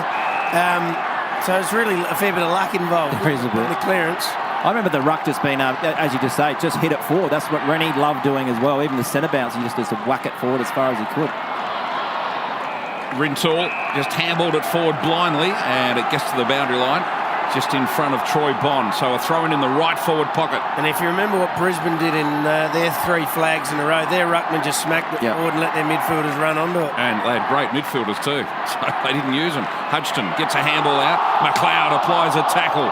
Having plenty of the footy, Andrew McLeod. Loose footy allows Costa to come through with courage. Picked it up, but then he's dumped by Wakeland. Umpire says held to him. But Ditz, even in modern football, when you want to take the game on, hitting the ball forward in the ruck and running onto it, like what Richmond done from 2017, Collingwood are doing it now. It's basically that. It's gone back to that. Troy Bond, off hands, picked it up, handball, back, left foot, shot at goal. Adelaide get one back. Good one. And it's Simon Goodwin on the trusty left foot. Gee, Adelaide needed that as we cross. We can see the pictures from the Crows shed. They're going nuts. Adelaide 4-8-32. St Kilda 6-7-43. And that's a real steadier for Adelaide on the Triple MRAA scoreboard. Simon Goodwin on the left. Only played a handful of games or a dozen games. Now coaching Melbourne, premiership coach of the Demons. He'd played 20, no, he hadn't. He'd played 10 games at this stage. Unbelievable. He's 12 with a quad. Yep. Will he go back-to-back with the Demons? So we're back in the middle for McDonald's at Ream Hot Water. Triple M rocks the 97 grand final. Kane Johnson out of the middle, but only as far as Peckett. He's racking himself up a few stats here. Oh, look at that, Darren Jarman. Some nice defensive work from Fudd. Gets a fist through it. Here's an opportunity for Robert Harvey. Now Lowe, he's been pretty quiet, the star full forward, centre half forward for the Saints. Pittman, the man, allotted to him. We heard Darryl Wakeland speak to us earlier on about that matchup for fielders. Oh, Edwards! Tyson, have a look at that. Could have touched the moon. Here's Barry Hall out of the contest. Scrambles a bouncing ball forward for the Saints. James sees it over the line. Tyson Edwards, take us through this one. Well, in my early days, I used to be able to jump a little bit, so I didn't mind going for them. In my junior footy, I always did it. But Blighty actually had a rule for the defenders when they're at stoppages and quick kicks coming forward. You always take a step forward in front of your opponent, and it sort of took away taking a few of those or going for a few of those. But I didn't mind going for a hanger every now and then. So Winmar picks it up, immediately tackled by 2 or 3 Crows. Can't break it. Umpire Sheehan to ball it up. St Kilda by 11 points. About 10 minutes remain in this second term of the 97 grand final. Lowe gets the tap down. Oh, a quick kick at goal and just offline for the Saints. So minor score. And the Saints are 6'8", 44, Adelaide 4'8", 32. How many eggs was Stewie Lowe supposed to have been able to hold in his hands? 14, wasn't it, or something? Remember they used to say that about big buckets? Buckets was his nickname. Yeah. So the Adelaide Crows under a bit of heat. The 97 grand final. We look at it 25 years on, finds Caven. Who brought it in then, Jazz? Benny Hart. Benny Hart. So down the line, big fist goes to the line, bounces, rolls. It's out of play. So how far's Benny Hart into his career at 97? Is he a few years in by now? Oh, yeah. He played nearly 150 games, 130 odd. He started in 92, the year before me. Still a He was on the list. He was a schoolboy. Yeah, he's 23, I think, into this game. So extraordinary stuff to play that many years and still be so young. Here's Smart for Adelaide under some real pressure. Oh, Keating. Oh, that would have been his first touch. Nice little gather. No clear disposal there, Jar. He goes to half forward. Winmar. Here he is, Tyson Edwards. Winmar. He's wrapped up. Ground level ball, and we'll have a ball up. Darren Jarman again, some defensive stuff, ties things up. He's a tackling machine. Wasn't Ben Hart All-Australian in 92 in his first? I think he was, yeah. Wow. Well, look at this game's played. He's almost third or fourth most experienced in the team today, on this day. Pittman, big fist away to Darren Jarman on his left boot.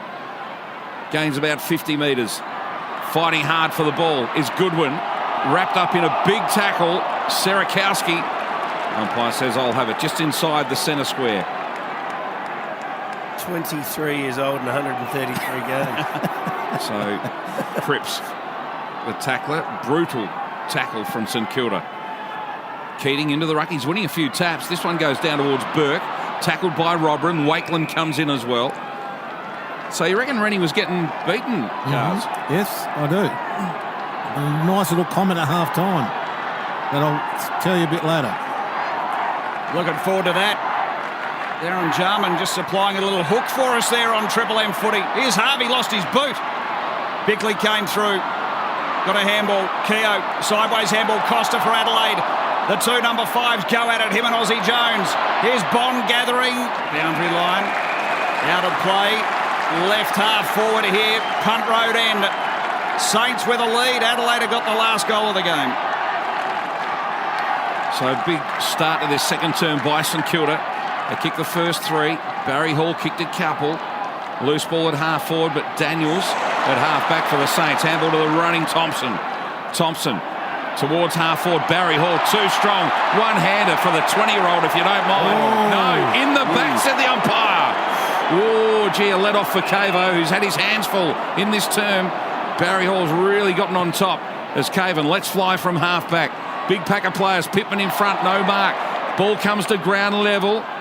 Gets thrown out of the pack somehow. Loose footy, socket off the ground by Adelaide. Inside 50, Peckett a chance. And takes it out to the boundary line. A throw in, left forward pocket for Adelaide. Not as free-flowing as the first quarter, is it? You're right. Messier football. A few more stoppages, isn't there? There's hardly any in that first quarter. It's a lot of contested stuff at the moment. So Robran, he's doing the ruck in the forward 50. Oh, falls to McLeod. Couldn't get the head on. Edwards! Tyson! Misses. Away to the right. Minor score for Tyson Edwards. And the Crows drag the margin back. Triple M RAA scoreboard. RAA ensured the locals today. It's an 11-point lead to the Saints. What about the Buffon on Edwards? That's a good flying lot. And another defender in our 50. Following my team, my opponent down. Peckett kicks in. Oh, big fly. Wakeland didn't take the mark. I don't know what that free was for, but that's soft. Wakeland's got a bit of a gift here, a bit of a gimme. No Victorian umpires. So spots Daniels. Jack Daniels. Daniels on his own had to juggle it 3 times. Beautiful. Takes the mark. Had a head you wanted to hit, didn't he? Daniels kicks out towards Lowe and Pittman. No mark taken. Caven gets back quickly. Barry Hall goes with him. Hall fighting for it. Cavo wins out this time, or does he? Barry Hall ends up with the footy. Actually, after Cavo had beaten him on the ground, now Connell did well.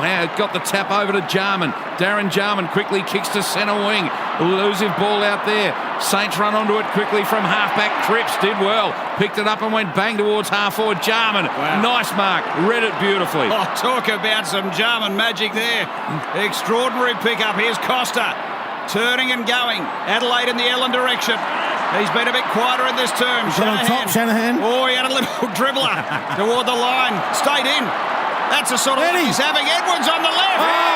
Finds the target of Bond. Tyson Edwards, terrific stuff. Bond will go back and have a shot.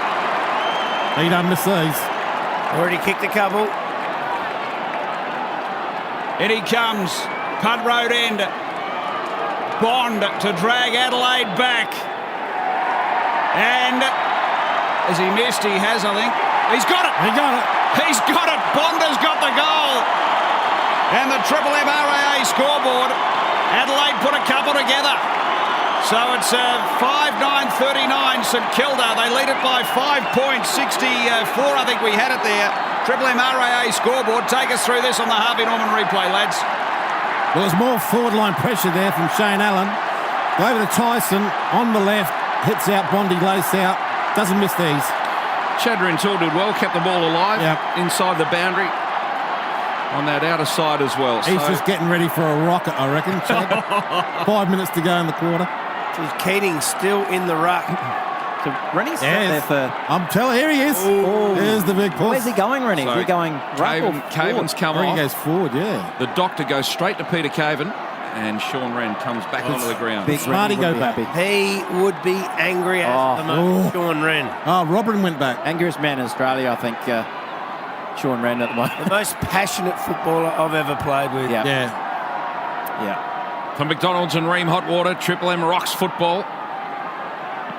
Peter Caven in the hands of the doctor. Sirikowski, Keating comes to Winmar. Tackled by Keating. Loose ball. And which way is it going? Winmar. I think he copped a little high one in the middle of that pack. Winmar from the middle of the ground. Goes long towards half forward.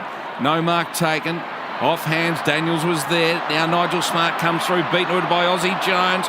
Austin Jones kicked one of the goals of the year. Earlier, or in that first term, Brown well tackled Smart. Aussie Jones comes back in after it. He'll end up with the footy. It ricochets to his advantage, very fortunately. And from the left half forward flank, Barry Hall in the box seat. Robert in front of him, just hassled him out of it. Gee, Barry nearly took another mark in front of goal. And it's through for the minor score. If you were voting the Norm Smith right now, he'd have to be in front, wouldn't he? Aussie Jones? Aussie Jones? Yeah, McLeod's had a quieter second quarter. Yeah. 6-9 plays 5-9. It's the Saints by 6 points. Here's Goodwin. Kicked a goal in this term for Adelaide. For McDonald's and Ream Hot Water. Triple M rocks the 97 grand final. So was that Rintoul, a little fumble centre wing. Blighty really getting stoked up for that half-time barrage. Handball over the top. Saints at half forward. Burke, a little slippery one. Got it across. Opportunity here coming in Zilla. Oh, wow. A real chopper. Bouncing, it rolls out of play. Now, Seabus Super special comment. Seabus Super making hard work pay off. We got Jars, Tyson Edwards and Mark Rashudo. I've just gone forward. Jarman's gone forward. I reckon Chad Rintoul will be on the bench if Clay Sampson and Rod James weren't injured at the moment. Throw in deep into attack. Up very high, Sirikowski. Heatley taps it out for Harvey. Harvey, you shot a goal. And they lead by 2. 12-point lead to St Kilda. 7-9 plays 5-9. Triple M RAA scoreboard. Harvey given too much space out in front of goal. Tell you what, the celebrations from a player who kicks a goal are a bit different to these days, isn't it? Oh, it is. 26 years since they've been in a grand final, the Saints. Obviously, Robert Harvey went on to win back-to-back Brownlow medals in the same years the Crows won both the flags. Saints haven't won a flag since 66. They'd go on to play in a few more in the early 2000s. More blood work on the boundary. The late Gary Googe. Head trainer. Their head trainer passed away. It's good to look at all the trainers, the Victorian trainers. You'd come over to Melbourne, you'd see the same blokes every time. They'd do it for nothing. You formed a relationship with those sort of guys. So back in the middle, Stewie Lowe having a run in the ruck for the Saints. For McDonald's and Ream Hot Water, Triple M rocks the 97 grand final. 25 years on, Winmar sent the Saints forward. Opportunity here, Brown. Got it on the left boot for St Kilda. Pittman in a contest. Barry Hall's kicked 3 in this term. Turns looking for his 4th. He's pulled it. Minor score only. And RAA scoreboard. Saints lead it by 13 points, 52-39. Getting a look at the Harvey Norman replay. A few on the bench there for the Saints. Gift for the best dad ever at Harvey Norman. Great deals for Father's Day in store or online now at Harvey Norman. Ben Hart brings it in. Members side. Pittman takes the mark at halfback. Gets there on the bounce to Nigel Smart. Not his best kick. Allen bounces off him and gets to the boundary line. So, great quarter of football. St Kilda came out hard and kicked the first three. Crows have bounced back. And then a couple of late ones to St Kilda as well. Caven still in the hands of the trainers. Saints by 13 points. Edwards out of the pack. Quick kick forward. It'll go to the boundary line, and Peckett, happy to see it, out of play. Gained about 40 to 50 metres for Adelaide. Saints by 13 points. Deep into this second term. Throw in. Burke, and his kick under a ton of pressure just goes straight back to the boundary line. So we'll have another throw in. Brett James just getting a few stitches into the melon. Sean ran back into the ruck. Jarman to full forward. McLeod looks like he might even be on the ball. So Malcolm Blight making the moves. Winmar's been important off hands. Harvey on the end of a handball, runs hard as he always does, delivers to centre half forward, and Benny Hart, beautifully read, played in front, took the chest mark. So Hart goes to Bickley. Here he is, the pride. Bouncing from half-back, delivering a long ball. Oh, Smart. Attack that footy well. Here's Jarman on the move against Shanahan. Smart wants to have a real good look at this. Jarman, a bit of movement. Give him something. Have a look at Shanahan. He's not sure what to do. Jarman slips away again. And Smart. He was always going to have a shot, Michael. I don't know, wasted my energy then. Looking forward to that matchup for fielders for your fencing needs this footy season in the second half. Jarman and Shanahan. Smart's gone from 60. Oh, it's touched, as you would expect, last line. And a minor score. So RAA scoreboard.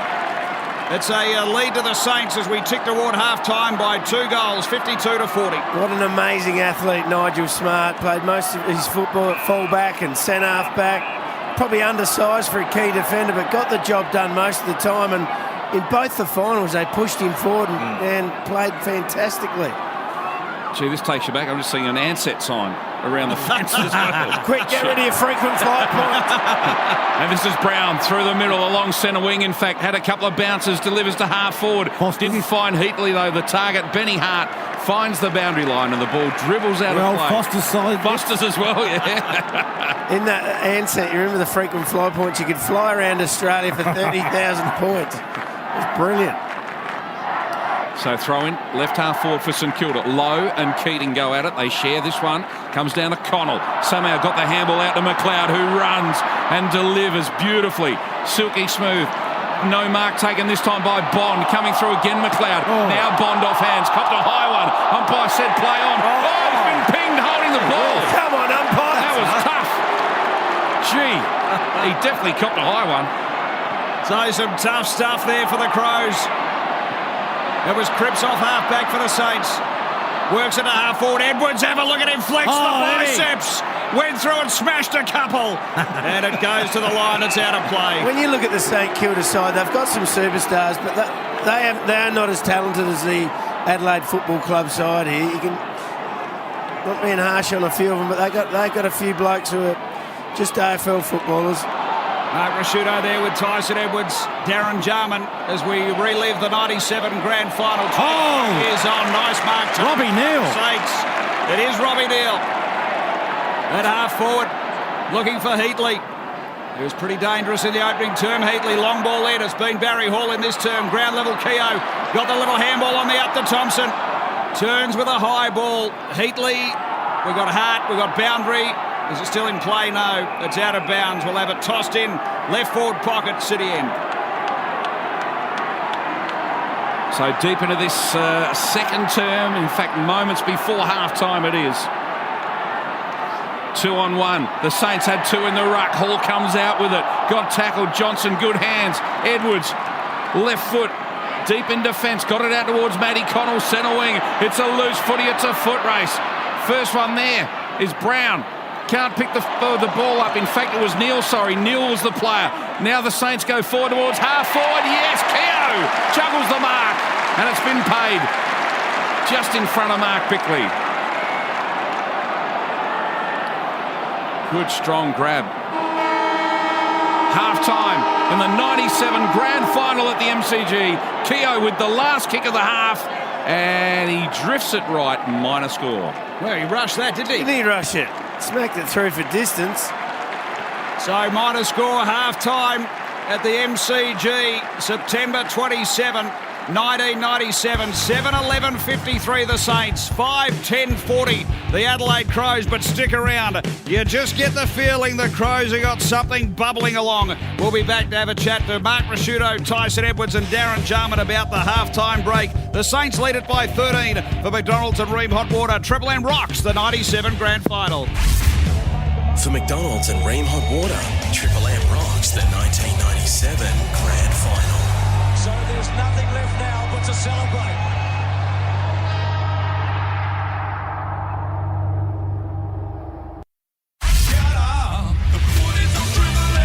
For McDonald's and Ream Hot Water, Triple M rocks the 1997 grand final. So there's nothing left now but to celebrate.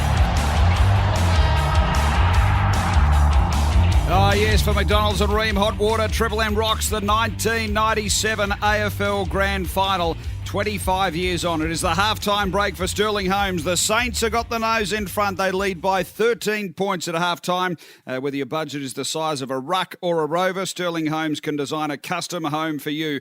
We're looking back on this game in the 25th anniversary. We've got Mark Rasciuto, Tyson Edwards, also Darren Jarman and Chris Dittmar as we look back on this game. Okay, Darren Jarman, Tyson Edwards. Half-time, 13 points down.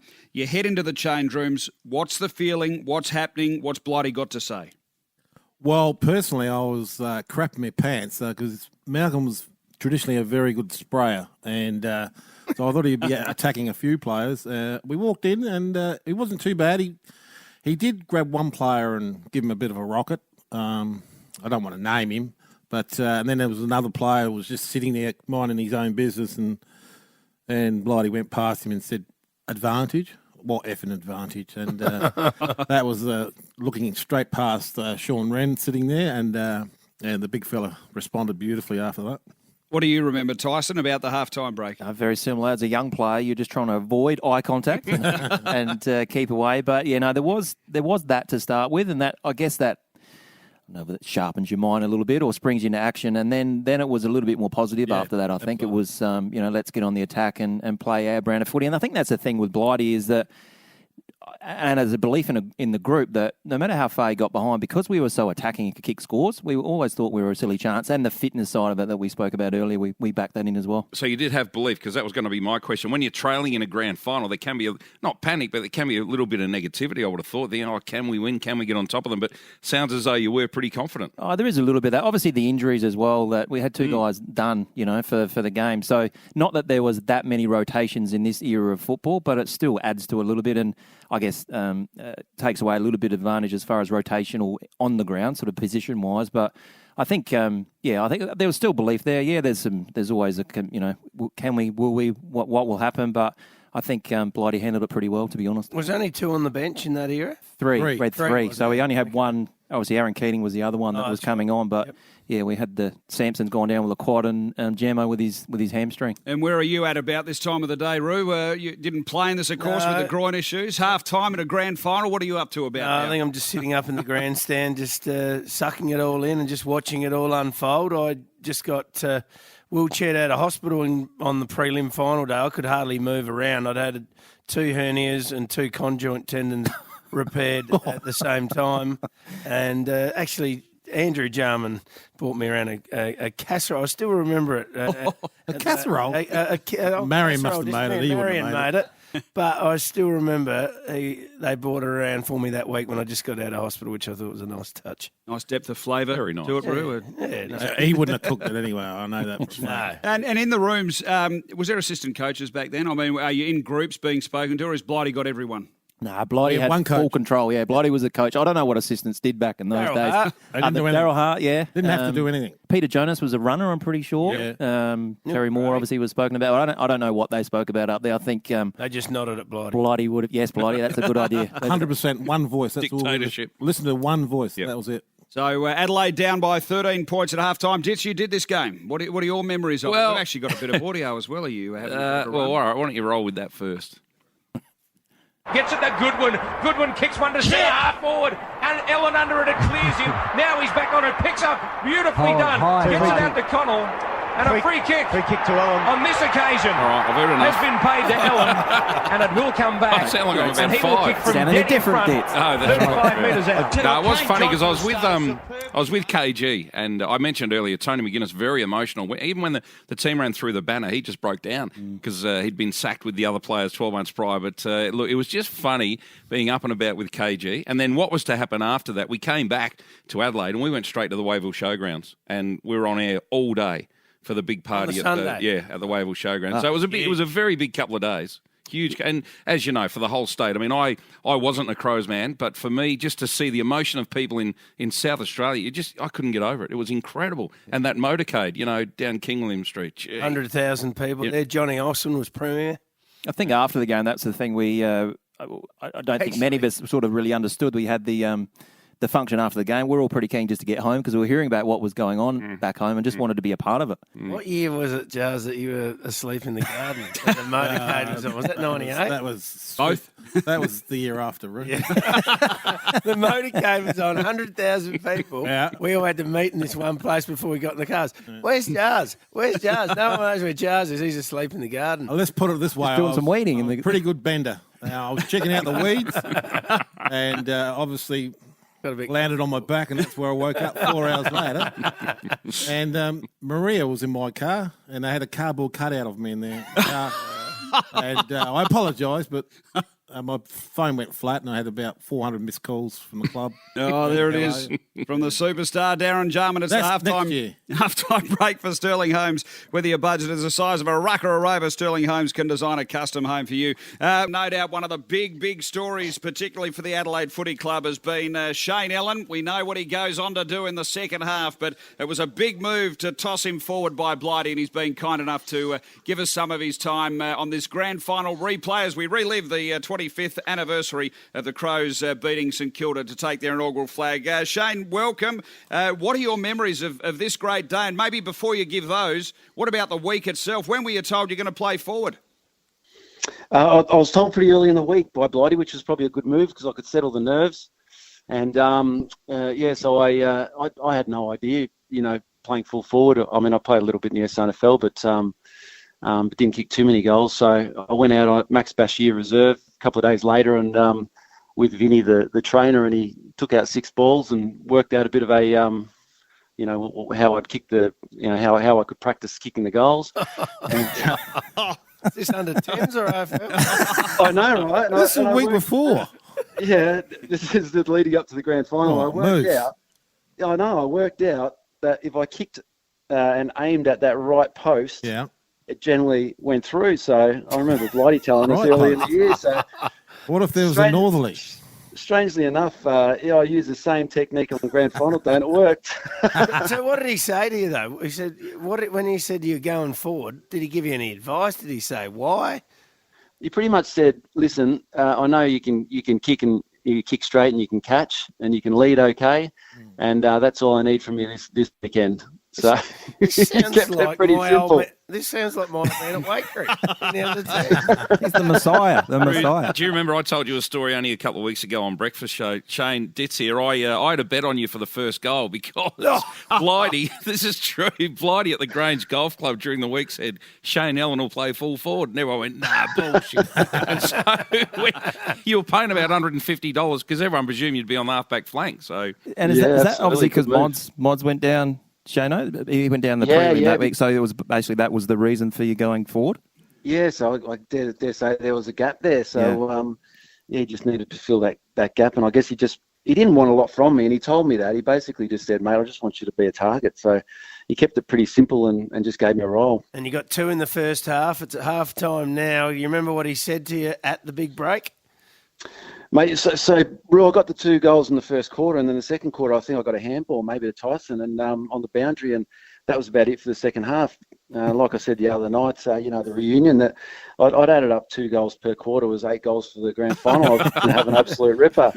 But it dried up in the second quarter, so I went back to the normal spot in the back pocket. And, and I think I played on Rod Keogh back there and ran forward and kicked a goal in the third. And then they started following me around in the last, so I'd never been tagged in my life, so it was great. I could run anywhere, and my opponent just followed me. So what, you kicked 3 from the back pocket in the second half of a grand final?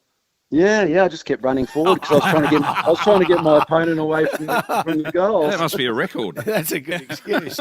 It was you, Cavo, and Smarty all running forward into our forward line, Moose, and we're trying to get you out so we can create some space. And all you half-backers are coming down kicking goals. Oh, man, there was one funny moment. One of your goals that you snapped on your right, the ball came in. I can't remember how it came in, but I was down there. And I kid you not, the ball hit the hands of the pack or wherever, and I didn't know where the ball had went. Next thing you know, I look across and the goal umpire is signalling a goal. It was a bit like that playing with Joe. There was a lot of seagulls out there. Well, thanks for joining us. Just half-time, Shane, you're down in this game. Do you remember what Blighty was saying to the group? You touched on that he moved you back, but what was the general vibe and feeling at half-time being down in this grand final? Mate, I was just trying to avoid him at that stage. And, he came in and I think he desk out a few people, and I think one of them might have been me. So I was keen to make up for it in the second half, which worked out pretty well. Well, terrific stuff. Great memories. You're a star on the day with 5 goals. Well done, Shane, and thanks for being a good sport, mate. Give us some of your time. No worries. Thanks, fellas. Great to catch up. Well done, Moose. Star Crow, Shane Ellen, who was on fire, 1997 grand final. We've got a big second half to watch unfold in this big game. It's the 97 grand final recall, 25th year celebration. It's Adelaide, it's the Saints. I think we've got a big show to come from the one, the only Darren Jarman. We've got Tyson Edwards with us, Mark Rasciuto, Chris Dittmar for McDonald's and Ream Hot Water. Triple M recalls the 97 grand final. For McDonald's and Ream Hot Water, Triple M rocks the 1997 grand final. So there's nothing left now but to celebrate.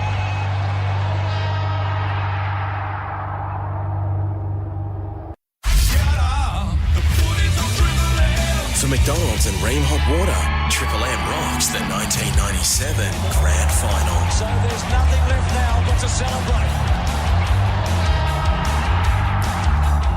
Oh, yes, half-time in the 97 grand final for McDonald's and Ream Hot Water. Triple M rocks the 97 grand final, 25 years on. And we've got Mark Rasciuto, Tyson Edwards and Darren Jarman. Chris Dittmar as we look back on this game, and the Saints lead it for RAA. RAA ensured the locals today by 13 points at half-time. We just caught on the Harvey Norman replay, boys. Malcolm Blight, didn't he give a spray to Chad Rintoul? Oh, there was no mental health issues in 1997, was there, boys? He was ruthless. Oh, it was brutal. Chatty didn't look up either. He had his head down. Benny Hart was sitting alongside him trying to help him out, yeah. Oh, he was good at giving a spray. So we're about to see you guys come out and get yourselves ready for the second half. Jars, we saw you just to the back end of that second quarter. You got moved forward. So Is that the plan? You're going to stay there? And what are you thinking at this stage? This is where Blighty made a few moves here. This is where Shane Allen will go back. I go on ball, and Blighty wanted me to creep forward very slowly. And then I had Thompson come with me, and then I had Shanahan on me. So that released one of our players, which was a young Simon Goodwin. So watch out for him in the third quarter. What Jars is doing is basically what Dusty Martin, Shea Bolton do. They go to the middle and then they just play the forward part of the ground. So we're 25 years ahead of them. But what are you saying? 2 players went with you? Yep. Well, they didn't know who was on who. Yeah, You're kidding. The coaching staff, the opposition, didn't really pick it up at all. Gee. And that was the genius with Blighty, because if he had done that with McLeod, they would have picked it up straight away. He did it with a guy with 10 games, Simon Goodwin. And the other thing, it goes slowly as well. So you're just drifting forward as if you're moving forward with a play rather than sprinting down there and setting up. So that was the key thing, go down slow. And what are you looking to execute, Tyson, in the second half? So you're playing across half-back. You had Nicky Winmar for stages of that opening half. Yeah, I guess from our perspective, as we said at half-time, it was more about let's get on the attack, make a few positional changes. Defensively, let's be nice and sound and beat our opponent. That's really all it was about back in those days. And then run off when we could and try and use the ball and go through Matty Robran. Nothing really changed as far as that goes, but let's just continue on the attack. I think Rennie would be pretty fired up in this second half as well, so I expect a few balls from the centre-bounce going flying forward off his fist. And this wasn't the era of trying to shut players down either, was it? Because obviously Harvey's running hard, Austin Jones has had a bit of it, Burke's getting plenty of the ball, so you just let them go, obviously. Yeah, well, Blighty wasn't that coach either, No. to lock down players. It was just a run with that Kane Johnson's doing, so Yep. yeah, there wasn't much of that. Well, the second half, 97 grand final is about to get underway, and here's Chris Dittmar on Triple M footy. For McDonald's and Ream Hot Water, Triple M rocks footy. We can see McLeod across half-pack had a massive first half. He had 9 touches in that opening quarter. Did you see Simon Goodwin? No one on him. Now. Already, yeah. Coming off the half-back flank. Third term about to get underway. Sean Wren's gone back, 30, 40 metres to run in this. He has been fired up at half-time. He runs and he leads. He gets beaten to this one, but he had a real go at it, though. Coming out of the middle, Keogh for St Kilda. They go into attack first in this third term. Caven up high. No mark taken off hands. Brett James, brilliant. Read it beautifully. Got the handball to Hart, and the steady Ben Hart goes to Tyson Edwards in the other back pocket. Handball over the top. Caven runs out of defence. Long handball. Finds Goodwin, who's on his lonesome, as Darren Jarman pointed out. Goodwin sends the Crows forward. McLeod up high. Burke beats him at ground level to this one. McLeod back in with the tackle, but Burke gets the kick away. So a bit of a scrubby ball. Here he is again, Goodwin, getting himself another stat as it goes out of play. Had McLeod been moved as well? Is he playing up forward now? No, he's on ball. He's moved to the midfield. So Andrew McLeod had a really good opening term. He moved on ball in the third quarter, bit flat in the second term. Rucks go at it here. So Cook and Robran. Robran, beautiful stuff down to himself. Harvey came through. Handball, here's Rintoul. Fresh from that Blighty spray at half-time. Robran around the body, but too good back here in defence. Andrew Thompson for the Saints. Any chance of getting in front, Jars? I've got 2 of them on me road. Oh, good excuse. Good comeback. The ball at centre wing. Connell and Burke just see the ball out of play. Premiership quarter. Look, we got Shanahan picking up Goody there on the side. Good matchup. Wren, front position. Good tap down to McLeod. He gets well tackled. So Sizzler was the tackler. Zilla. Umpire Sheehan to come in. I say Sizzler. My mates always called them the Sizzler brothers. We see Rod Jamison just limping. Jesus. He's not moving very well. Yeah, that's it. Sizzler. The Sizzler brothers. So Wren and Cook. Nigel Smart a chance at the back of the pack. Runs onto it. Athletic as always. Picked it up easily. Kicks around the corner. Under it was Rintoul at centre half forward. Couldn't really get a go at it. Had to sit under it with much taller opposition. Zilla gets the handball out under a ton of pressure. Trying to keep it alive, Aussie Jones, and Bickley makes sure that he and the ball go out of play on the outer side. So a bit of a lull in the early part of this third term, as you would expect after half-time. But we're about to see some big stuff out here. Tap down by Wren, only as far as Burke. Here's Wakeland and Robran in a combo. Gee, Bond, is that taken high? He's got the free. What a sharpshooter Troy Bond is for the Adelaide Crows. Did he play in 98, Bondi? No. It was Vard's coming through. Vard's in. Bond out. So Bond going for the City end goal. It's coming back. He's got it. So Adelaide get what they needed. The first of the third term. Margin back to 7 points at Kilda. On the Triple M RAA scoreboard, RAA ensure with the locals today. It's Saints 7-11-53, Adelaide 6-10-46. We've got Tyson Edwards, Darren Jarman and Mark Rasciuto on Triple M footy. So this centre bounce, Jars, you go back in the midfield, back in the centre bounce? Yep. Straight back in. Come back slow again. So you did it at each bounce, did you? Every bounce, the second half. Okay. Every bounce. Amazing. Yeah, can see you on the defensive side. Wren gets up high. He belts this one forward, but it'll be St Kilda at ground level. Harvey gets a dribbler of a kick out towards centre wing. Zilla gets there first, around on the left boot, the former Woodville West Torrens player. Harvey soccers St Kilda forward, gets it towards half forward. Neil, good pick up, but well tackled. Lost the footy. Heatley, big tackle. Umpire comes in to ball it up. Brown's in there as well. Umpire Sheehan. Ball it up quickly. Left half forward for St Kilda. Goodwood free. Wren tries to get it down to Johnson, then soccers off the ground. Wren on hands and knees. Handballed out towards Goodwin, who's getting a bit of the ball early in this third term. On the end of a Brett James handball. Tyson Edwards, left foot kick. Goes high to the middle of the ground. No mark taken. Coming out hard, Shanahan. Handballed outside to Harvey. Harvey's right foot kick. Good vision, finds Winmar. So here he is, Winmar. Tyson Edwards, I reckon every kick's been on your left foot, Tyson. Yeah, I used to get in trouble for kicking on my left and had to stop. You and Jimbo. Neil Craig stopped that for me. My old mate. So Winmar, just a chipping ball, looking for buckets low. Got him. Look at Pittman just make him earn it too. Oh, did he ever? Gained about 5 metres. So the Leviathan forward, he's been a bit missing today. Big kick coming up for Stewie Lowe. This was never really a strong suit, was it, Jard?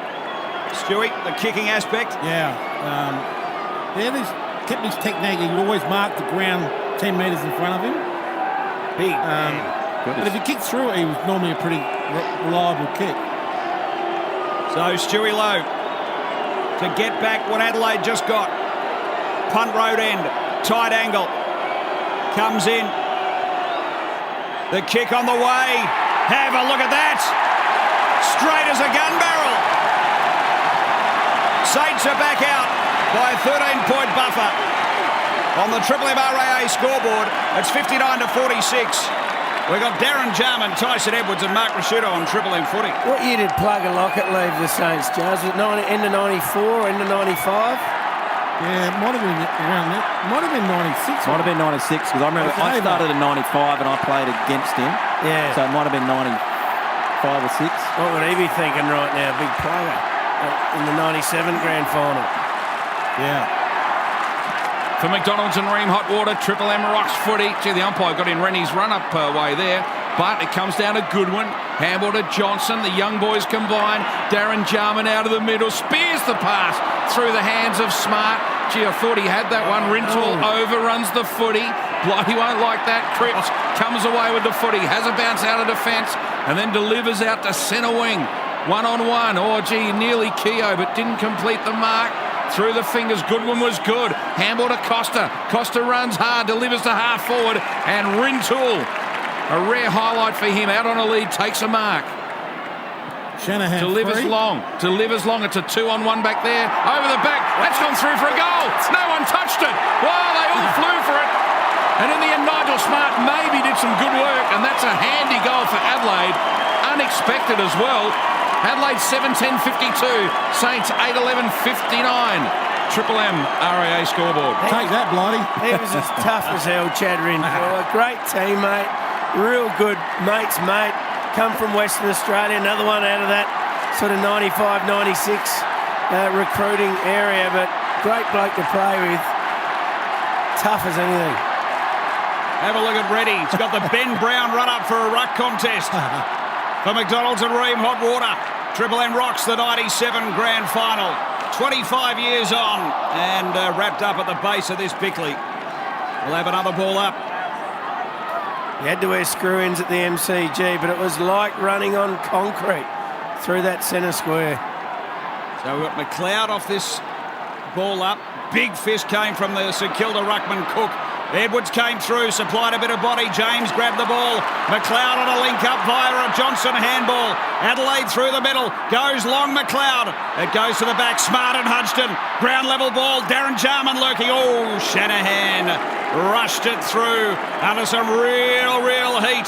So the margin is back to 6 points. It's 59-53. St Kilda lead at Triple M RAA scoreboard. Jamie Shanahan has got no idea what's about to happen to his life. I think he just got a bit of feedback there too, didn't he, Joe? Yeah, gave me a bit of bump there.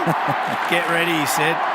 I'll tell you what, Nigel Smart hasn't sort of touched it, but he's been dangerous up there as well, hasn't he? He shepherded the last goal, and he's just looking busy as St Kilda handball their way out of defence. Zilla through the middle with a bounce, then goes long and strong all the way to the goal square. They get back in numbers. Barry Hall, first player back there. Caven tackled him, and Tyson Edwards well intercepted. The handball came from Barry Hall, and Tyson took it out of play in the right forward pocket. Just trying to keep well away from Bazza there. Yeah, fair enough. So we'll have it thrown in. Ruck contest. Low for St Kilda. Tapped it to himself. Tried to get boot to ball. It's bouncing, rolling across the face. Look at Pitto just trail it in. Minor score only. Margin 7 points Saints. Triple M RAA scoreboard. 8-12-60. Adelaide 7-11-53. So the Crows bring it in to the outer side. Kane Johnson, halfback, gets on with it quickly. Direct footy, but Keogh did well. Got up in front of Ellen. Having a good term so far. Keogh, handball to Harvey. He's had plenty of the ball today, the Brownlow medalist. Kicks forward to Lowe. And Caven in a one-on-one. In fact, Barry Hall, in a one-on-one. They see the ball out of play. Throw in the pocket, forward pocket for the Saints. Wren to do the ruck work in opposition to Lowe. Massive arms and hands, this man Lowe. Pushes Wren under the ball. Third man up, McLeod. Got the tap away. And Matty Connell. Oh, gee. That's the fiercest bump he's laid all day. Just knocked over the camera. The camera. Some poor camera lady, I think it is, taking photos on the boundary line. And he has rock and rolled her. Look at this. Oh, he tried to put the hand out. Gee, expensive camera too. He's just busted in halves. Hope she pushed the button. Got the photo as James is wrapped up. We'll have a ball up. It's inside the Saints 50, but the game is in the balance at the MCG. 27th of September 1997. Umpire bounces. Rucks go at it. Low doing all the ruck work forward for the Saints. Wren got hand to it. Caven and Barry Hall. Caven did well. Hall threw him to the deck after he got it. Here's Goodwin again. Miscued it this time. Out of bounds on the full, so Burke's going to get it for the Saints. Yeah, good pressure, St Kilda. Goodwin getting a quick kick away under pressure. So Burke with the ball. He's delivered pretty well so far today. This time, though, sits it on the head of Lowe and they can jump over the top. The Crows at ground level are good. Brett James runs hard on the end of a handball, delivers to the middle of the ground. Rensall didn't mark. Bickley was there to mop it up, picks up, goes forward. Darren Jarman with Shanahan. Jarman goes to ground. Was it a free kick? Umpire said play on. Nigel Smart taken to ground as well. Shanahan mops up for the Saints. Kicks out towards Cripps. I think it might be out in the full. It is. And a free kick to Rintoul. Look like you're starting to get a bit angry, Jars, at the moment. Adelaide trying to work it back through. Connell. He's in the middle of the MCG. Puts a long ball in the Jarman direction. Oh, floating back. That was a good fister attempt at mark. It spills out. Here's Edwards. Right foot this time. Beautiful. Gets it to James. True centre half forward. What a great bloke to play with. Brett James. Always uses the ball well. We watch Shane Allen here. He runs forward and Keogh's in front of him. So a long ball in from James. Wow. Allen on the last line from half back. And Keogh in front of him as the great one Darren Jarman described. So Allen, remember, he's been moved to half back and he kicks the goal. He's got 3 for the day. 2 in the first half from full forward. And a beauty from half back. And Adelaide get a sniff. Mind you, what is he doing down there? Like a set shot as a backman, you're normally setting up behind the play, or have a look at the replay, Tice. Look at Keogh. What's he thinking? What is he thinking? Well, he's out of position, maybe. He's not used to being down there, and terrible defence. Matty Robber and a little bit of a block for him. Yeah. you're right, though. He's 10 metres away. He hasn't even checked to see where his opponent is. Stand out to be going off his rocker. The margin is 1 point in favour of the Saints. Midway through the third term, Rennie's lifted. He is thumping the ball now out of the middle. Daniels down to Burke. Burke, kick smothered. McLeod playing a monster of a game. Bounces his way through the middle, through half forward. Met by Wakeland. Massive bump. And Zilla picks up the footy and goes to the outer side. Hudson, haven't seen a lot of Maxi today, but he bounces his way along the outer wing. 3 bounces, handballs over the top. And now Aussie Jones is away. Short passes onto Hall. Got there on the bounce. Now Peckett comes through. He's tackled by Wren. Barry Hall picks it up. Handballs to Harvey. Been an important player today. Harvey out towards Lappin. Lappin keeps it alive just inside the boundary. Kicks high to half forward. Daniels in front. Big mark. Good one. What a mark by Goody. Nice ball out wide. Gets it to Bond. Couple of running bounces, delivering forward, smart. From 60 and over the top ball. Lead up option, Jarman. Jarman has taken the mark. He will go back City end. That was Sid, wasn't it? Super Sid. Talk us through this, Jars. I was, mainly concentrating and run straight, kick through it, Yoda. What about how you got it? You sort of stood off Shanahan, it looked like. Yeah, I thought I had him for a bit of speed. It was a beautiful leg. Just straight into my advantage. Lucky to hang on to it long enough. So Jarman comes in. Look at the smile. Adelaide are in front. Triple M RAA scoreboard. Ensure with the locals today. And the Crows have hit back. They lead it by 5 points. 9-11-65 St Kilda.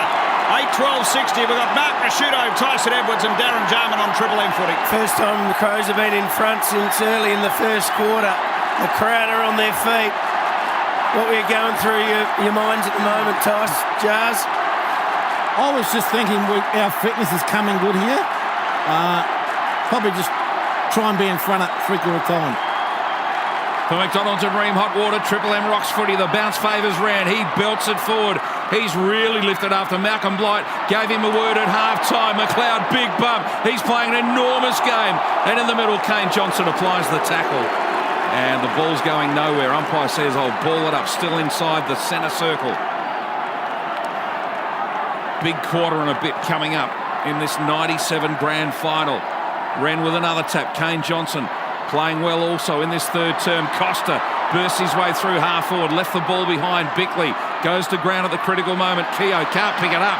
Good tackle, Allen. Ball spills out for Aussie Jones. Gets a handball over the top. Now for Zilla to pick up. Great tackle, Robrin. They retain it through Thompson to Aussie Jones on hands and knees. Costa smothered the handball. Zilla gets back in there on hands and knees and gives to Jones, who's been a good player this afternoon, and his pass is magnificent to Lowe. So here he is, big buckets low. Through centre wing. No one to go to, really. Kicks to space. Barry Hall tries to close it down. Really trying to give a little jab to Benny Hart as well. Oh, well done by James. Was able to dive on the footy. Just like diving on a grenade almost, but then he kicks it out on the full. And St Kilda will get another chance with Heatley. What have they got left in the locker, the Saints? Adelaide have been able to steam back and take the lead. Looking for Hall. Oh, big mark, Wren. Strong, the big ruckman on the last line. Hard as big as a lion, this man. He tries so hard. The boys here said earlier, the most passionate player they played with. Benny Hart, deep in defence, chips over the top. Wren gets another touch, turns and runs. Gets on with it quickly. Kick to centre wing, up high Rintoul, no mark. There's a big, tall pack of players around him. He fights for it at ground level. And the umpire will come in and bounce right by the interchange gate. Rintoul, another player who was told to lift at half-time, and he has been pretty good in the early part of this third term. Adelaide fans getting up and about. They lead by 5 points. Midway through this third term, Cook up high with a tap. Reynolds soccer it off the ground. Only goes 10 metres, and it's going to be out on the full. It bounces off Peckett's foot.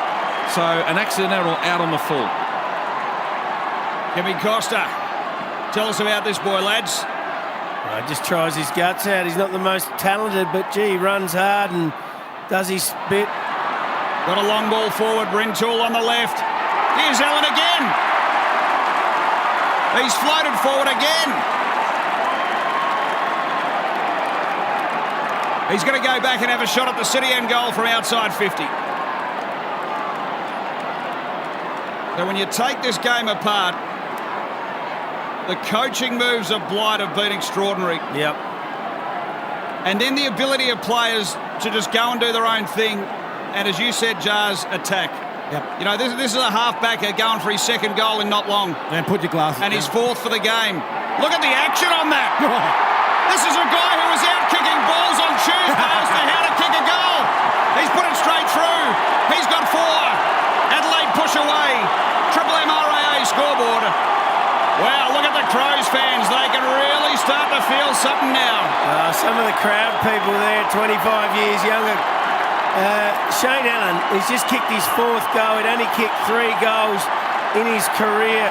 Prior to that, he'd played 38 games for 3 goals. He's kicked 4 in less than 3 quarters. He's only had 5 kicks at this stage for 4 goals. It's extraordinary. And he hit the post, didn't he? Yeah, he did. He did. He scored with all 5 kicks. 11-point lead to Adelaide. Cook this time wins the tap. Harvey still working so hard. Doesn't win the ball this time. And the players dive in from all directions. Umpire will ball it up. They are throwing their bodies in. It's courage from both sides. It's a good grand final.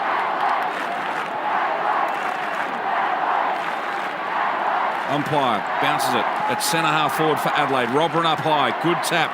Although it goes straight to Harvey. Just does not stop working hard. Thompson in heavy traffic out to Burke. Burke has also been a real good player. Kicks out wide to centering. That's a good mark, Brett James. A strong one-on-one. Goes short to Wren, who's really lifted in this 3rd term, getting plenty of the footy now. He's had a big quarter. McLeod, known as a skillful, fast player, but he's bloody tough as well. I think it was the first game for me that he actually stood out with a bit of arrogance and a bit of verbal on the ground as well, and toughness that you're talking about. I think he really took it to another level this day. Good insight from Tyson Edwards as Pittman takes a big mark. Well, this was his breakout year, don't forget it. Yeah. He'd been a half-back flanker, back pocketer, forward pocketer before this. Darren Jarman came out on a lead over the back. Caven with the right. What's he doing down there? Another defender. Another defender kicks a goal. Non-preferred side. He crumbed it off the pack. What a big goal for Adelaide that is. It's not Shane Allen. It's bloody Cavo. 17-point lead. 11-11-77 to 8-12-60. Triple M RAA scoreboard. The interesting thing about this, though, these defenders being down there, this is not off a quick play and they're running into the forward line. They're actually in the forward line when a long kick comes in from a slow play. Which means if they didn't win the ball, it would have been a hell of a lot of space up the other end.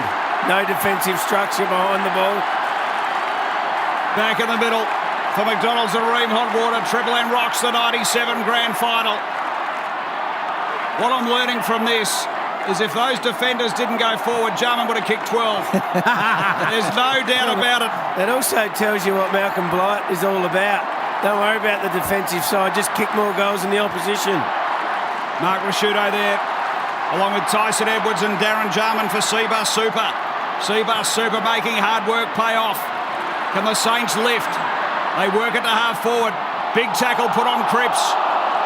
Ball spills to Harvey. Picked up the Brownlow medal, of course, just the Monday night before this game. Bounces, rolls out of play. I think that was the year Chris Grant was ineligible as well with the amount of votes. So we'll have it thrown in at a half forward for the Saints. Just some heated discussions in the Saints box, I can tell you as well. The camera's just shone on Stan Alves and all is not well in there, which isn't a good sign as Costa gets a blind handball away. Umpire said throw. Thompson allowed to play on with the advantage. Kicks it forward. It'll drift out of play on the full. Not his best effort. The wind grabbed it as well and just took it left. So Caven. The goal umpire got a falcon. He did. See that on the Triple M Harvey Norman replay. So Caven, last line of defence, back pocket. Clears the defensive 50. Ran in front. McLeod. Wow. Oh, in amongst the ruckman, soared and took the mark. Handball to Johnson. What sort of game's this young fella playing as well? Handball to Brett James, calling a crisis. He was under the pump and he got out of trouble and then delivered to half-forward. Jarman! On hands and knees, a ripper of a mark. Long way from goal. Can he get the journey? It's a vacant goal square. Will it bounce through? No, bounces left. Got a real B-grade bounce. Smart keeps it alive. Handball inboard. Hodgson, Bond. Hodgson wins out this time. Got the handball over the boundary line. And a throw in left forward pocket. Gee, it was a fair take from Brett James back there. Right hand take. It was a hard handball.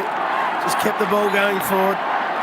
Super player, Brett James. That's some beautiful hands. Great handball on him.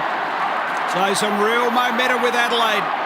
We're in their forward 50 and footy's wrapped up. Are you feeling it at this stage? Are you feeling like the game's starting to go with you? Not really. Yeah, it's pretty tight. I still felt pretty tight. Up until that last quarter, probably halfway through the last quarter, you start to feel a little bit easy about things, but the crowd can feel it. Yeah, it definitely feels like it's changed here watching now, though, I must admit. 17-point lead to the Adelaide Crows. They were down by 13 at half-time. Helps when you know the result. They scoreboard. Super there from the Roo. Tell you, Rennie's been bloody good, hasn't he, this quarter? Hasn't he lifted? Gee whiz. And he was a player that you could give a rocket. Yeah, and Blighty knew that. Yeah. Tits, see if you can get on the Crows win. First, what do you give me? Norm Smith. All up, Norm Smith. Got the victory. All up, back to back. Wren. He's starting to win all the taps. This one, though, sits nicely for Harvey, who's trying his guts out. Trying to lift his team. Goes all the way to Winmar. Tyson Edwards read it the better of the two, but then left it behind. Winmar comes through, picks it up, and kicks a goal. A rare Tyson Edwards fumble. Very right. I didn't see that in the 300 games. Oh, that's disappointing. That's pretty flattening. The Saints get one back, 9-12-66. Crows are 11-11-77. And that's on the Triple M RAA scoreboard. You know, there's nowhere to hide on the MCG when you make a mistake like that. You just got to suck it up. Get the next one. And get the next one. That's right. Can't do anything about it. Winmar's first goal of the afternoon. Where were you on the day, Roy? You could have come and told me that. Yeah. Would have made me feel a bit better. Yeah, I've been there myself. Gifts for the best dad at Harvey Norman. Great deals for Father's Day in-store and online at Harvey Norman. We are now back in the middle for McDonald's and Ream Hot Water. Triple M rocks the 97 grand final. We're 25 years on. St Kilda try and get it out of the middle. Adelaide have got the lead. They've clawed their way back to a strong position by 11 points as it goes out of play. Forward of centre wing, Wakeland. We had a chat to him in the pre-game. He doesn't know it yet, but he'd go on to win a flag at Port Adelaide. Go toe-to-toe with Alistair Lynch in that famous final. Yeah, sure did. He's doing the ruck work now with Robran. Wakeland got the better of the two. Burke at ground level. Handball to Harvey, who's having a monster of a game. And that's a good mark, Cook, in front of Wren. Long way from goal. He's at centre wing. Try and kick them inside their attacking 50. Out on the lead is Barry Hall. Oh, one-hander if you don't mind. Caven was hassling him all the way, just plucked it in. Bear in mind, Barry Hall's 20 years of age at this point in time. Just a baby. Kicked a couple of real important goals in that opening term. A big, aggressive baby. In fact, it was the start of the second term he kicked those goals. So Barry Hall. Can he get his third? 55 metres out. It'll drift out to the right. Won't be a goal. It'll just fall short. Harvey off hands. Chance to have a ping at them low. His kick smothered. Helen gets the tap away, but went straight to Winmar. And there's Tyson Edwards, ever reliable. Takes it out over the boundary line. Throw in, left forward pocket for the Saints. Well, the Saints fans are looking a bit nervous.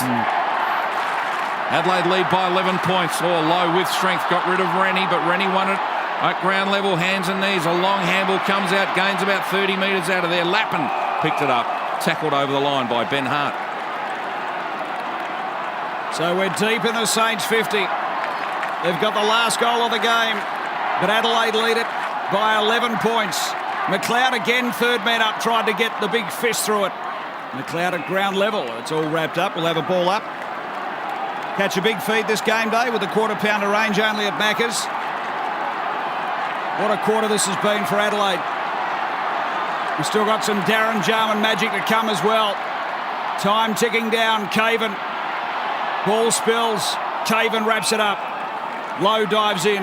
We'll have a ball up deep 50 here for the Saints. It's a long 40 seconds here. We're trying to hang on for dear life. Well, Adelaide have only had the one rotation since quarter time, and that's the ruckman. It's either Keating's off or Rennie. Everyone else is playing 100% of game time. It's massive. Big effort. Loose ball in defence. Kane Johnson. Little kick, didn't go very far. Crows trying to defend. St Kilda shot at goal, touched on the line. This is sensational by Peto. Came from Lappin, minor score.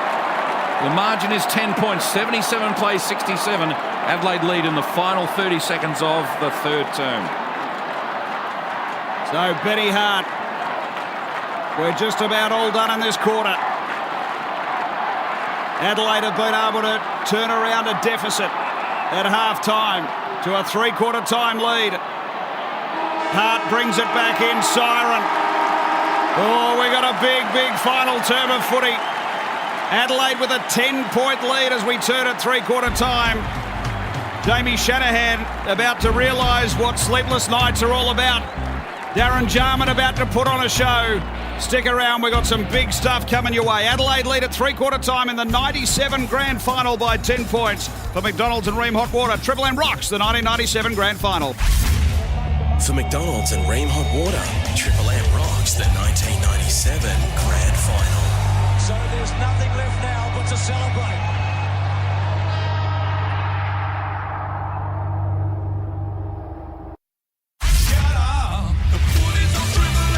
For McDonald's and Ream Hot Water, Triple M rocks the 1997 grand final. So there's nothing left now but to celebrate. Oh, yeah, for McDonald's and Ream Hot Water, Triple M rocks the 1997 grand final. We've got Tyson Edwards, Mark Rasciuto, Darren Jarman, Chris Dittmar as we look back on this big game. It's three-quarter time, and Adelaide have been able to turn around a 13-point deficit into a 10-point lead at the three-quarter time break. Darren Jarman and Tyson Edwards. Blighty was positive in most at half-time. What's his vibe at three-quarter time? Does he stay the same or has he changed somewhat? You've got the lead now. Absolutely, exactly the same as half-time. Very positive. Was encouraged by the way we hit the front there and hung on to lead by, the target was to be in front at three-quarter time. We achieved that now. He said, let's run over the top of them. Back your fitness in, back your skills, and keep attacking. Yeah, I think just because of the way that he coached, as a younger player, once again, you're sort of listening for everything. But I think just the way he coached gave us confidence. And as we said, I think it was pre-game that Darren had been there before. Blighty had a heap of experience in big games and finals, and basically you just listened to whatever he said. We felt like we got a bit of momentum back there, and that was a huge quarter from Rennie. It's funny watching it back to see the things you pick up that you don't sort of recognise on the day. But a huge quarter from Sean Wren, a big response, and. Let's get ready for the D Jarman show. We could all leave here, could we? And just leave it for you, Jar. Just leave this for you this whole last quarter.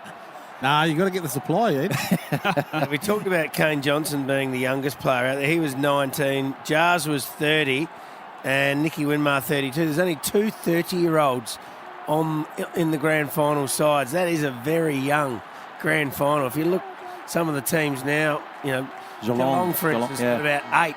And it would be over 30. Also, a stat during that term, Jazz, you're the only player on the ground that have played in a grand final. And that's unusual because normally teams have a bit of a run on, like back-to-back. You might have played in a couple of grand finals or whatever, but you're the only player out there. Amazing. It's extraordinary. I remember just leaving a three-quarter time huddle and someone grabbed me, and by the Guernseys, I turned around and didn't know who it was. It was actually Blighty. And he just sort of looked at me and said, I need you. That's all I remember. Is that right? Yeah. That was good coaching. Yeah. Well, he got everything right, didn't he? You responded, Jars. Let's sit back and watch it. So you're still in the middle here, Jars, going to the final term. Every centre bounce. Floating forward. Yep. That's why we saw Stoudow's ripping his hair out during that third quarter. They had no idea what you were doing. I think they're onto it now. Fourth quarter about to get underway. Here's Chris Dittmar on Triple M footy. For McDonald's and Ream Hot Water, Triple M rocks footy. It's been a good grand final so far. Final term. What is in store? There's no doubt Blighty had an impact here. Sean Wren lifted in that term. We saw Chad Rintoul do a couple of very handy things, courageous things at half forward. Bang. The bounce down. Rennie just belts it forward. Gains 30 metres. Robin running off half forward. Picked it up, but lost it to Zilla. He quickly boots it forward as well. Good mark, Keogh. St Kilda to go into attack first. Hall on a long lead. Big Barry gets rid of his opponent. Pushes him under the footy. Barry's the first back onto it. Caven comes back with him. And Caven, little clumsily, but did the right thing in the end. It came off his boot and through for the minor score. The Saints score first in this final term. 9-14-68, 11-11-77 Adelaide, Triple M RAA scoreboard. Costly fumble by Barry Hall. That could have been a big goal. And you consider that last one in the third quarter that Pittman touched on the line. The Saints could have been in front. Yep. Seabass super. Seabass making hard work pay off. We've got Mark Rasciuto, Tyson Edwards and Darren Jarman as we look back on the 97 grand final. Footy works its way to the outer side. It's out of play. Yeah, you're right, Roo. That felt like a big, big moment in this game. Adelaide get the best of it there. So we'll have it thrown in. 9-point lead to the Crows. Wren had a huge third term, as you heard from Tyson Edwards. Kane Johnson tried to step through. Here's Winmar. Handball over the top. Daniels had it. Thought I might give it to Robert Harvey. It's a smart move, although he lost at the champ. And Adelaide clear, but only as far as Aussie Jones, who's got the footy on centre wing. Was there a move for McLeod to go third man up at boundaries? He's done it a couple of times. I don't think Blighty was a fan of that. Yeah, well, he did it. St Kilda into attack, and Ellen, who's had a big impact on this game so far. He's only had 5 kicks. He's kicked 4 goals, 1. Now he gets his 6th kick from halfback this time. And the Crows free kick at centre wing. Chad Rintoul was dragged down without the footy. Rintoul. Robrin says, kick it out to my advantage side. Goes that way. Wakeland goes with him. Good contest. They both had a piece of it. Caven picked it up. Tried to handball through arms and legs. Hudson cut him off. Handball over the top. Barry Hall. He just shrugged Connell off like a fly. And now Jack Daniels kicks St Kilda forward towards half forward. And over the top. Big Sean Wren fists the ball clear out over the boundary. So final term. St Kilda doing all the attacking. Sean Wren coming off back-to-back knee reconstructions in 95 and 96. Here's McLeod at the front of the contest. Wren got it across. Connell got one working to half forward in the Robrin direction. Good mark. Really nice one-on-one take against Wakeland. Steers it inboard. Oh, McLeod. I'm on here. McLeod in all sorts of space. Goes long. And Shanahan. Burn. He's your opponent, Jars. Oh, what a burn. Get some ice out. Yeah, have a look at him, Jarman. He was in 30 metres of space. Yeah, you're way out on your own. McLeod ignored you as Peckett bounces his way out of defence. McLeod nearly ran him down. Those chases are important. They can sometimes force the kick to turn over. And Pittman, big smother on Winmar. Played pretty well, Pitto. He's killed low. He's beaten low. He's played his role very well. Yeah.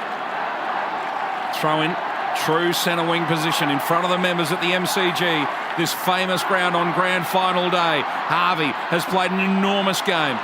Kicks from centre wing, goes forward towards half forward, and Caven takes the mark. A big week when you Brownlow medal. You would think emotion and can you celebrate or can't you? I'm sure he couldn't because of the grand final, but he's come out and played a ripper. And Cripps gives away a free kick. Cripps marked at halfback. Chad Rintoul with the footy. So surely he'll be looking for our man Jarman.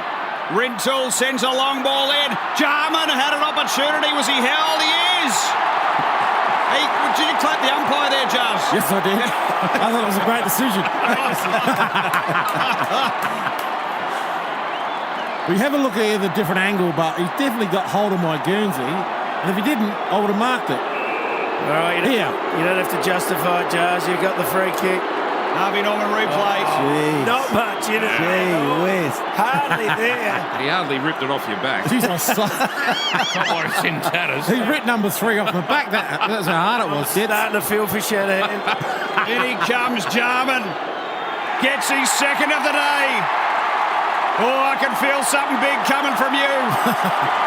It's a goal to Adelaide, and they push the margin out. Triple M RAA scoreboard. RAA and Shaw with the locals today. It's 12-11-83, 9-4-68 St Kilda, a 15-point buffer to the Crows. Here's a better angle. Just seeing it on the replay now. He definitely pulls at the shirt. He nearly net number 3 off me, Gets. he did. Nearly dislocated your neck there. So Jars has kicked 2, missed 2 in the opening term. No, I'm just pointing out you could have had a handful by now. So 12-11 Adelaide, 9-14 St Kilda. Back in the centre square as well. For McDonald's and Ream, hot water, Triple M Rocks footy. Cook with a good tap this time to Keogh. Handball to Harvey, still getting possessions. Left foot kick inside 50, over the back. Oh, Heatley was a chance, but Ben Hart got back first. And Benny Hart sees the ball to the boundary line. Really beaten Ben Hart. They just didn't have enough good players, St Kilda. Did they? Harvey's had a blinder. Oh, Harvey's played a cracker. He's Norm Smith material. At this stage, the toss of the coin. Lowe and Pittman do the ruck work. Oh, down in front. Great tap to Burke. Burke has a shot at goal, and they get one back. That was brilliant from Lowe, and Burke didn't let him down. Saints really needed that one. 10-14, 74, 12-11, 83. The Crows still lead, but what a goal by St Kilda. This really happened a lot in this last quarter. Every time the Crows kicked the goal, the St Kilda would reply straight away. So that's why we didn't know until later on in the game that, we were well clear.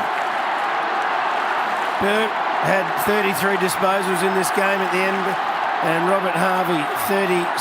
So those two can put their hands up. For McDonald's and Ream, hot water. Triple M rocks the 97 grand final. Saints out of the middle through Brown. Sends it up to half forward. Ellen, big fist from half back. He's kicked 4 goals for the game so far. His man got the footy then, though, Thompson. Opportunity here, St Kilda, but Wren again put himself in the hole. Gee, copped a bit of backwash. Costa threw his body in. Ball spills out. Goodwin again. Left foot bouncing, rolling ball. Rintoul couldn't get it. Here's Shanahan. He's looking for Jarman. He can't find him.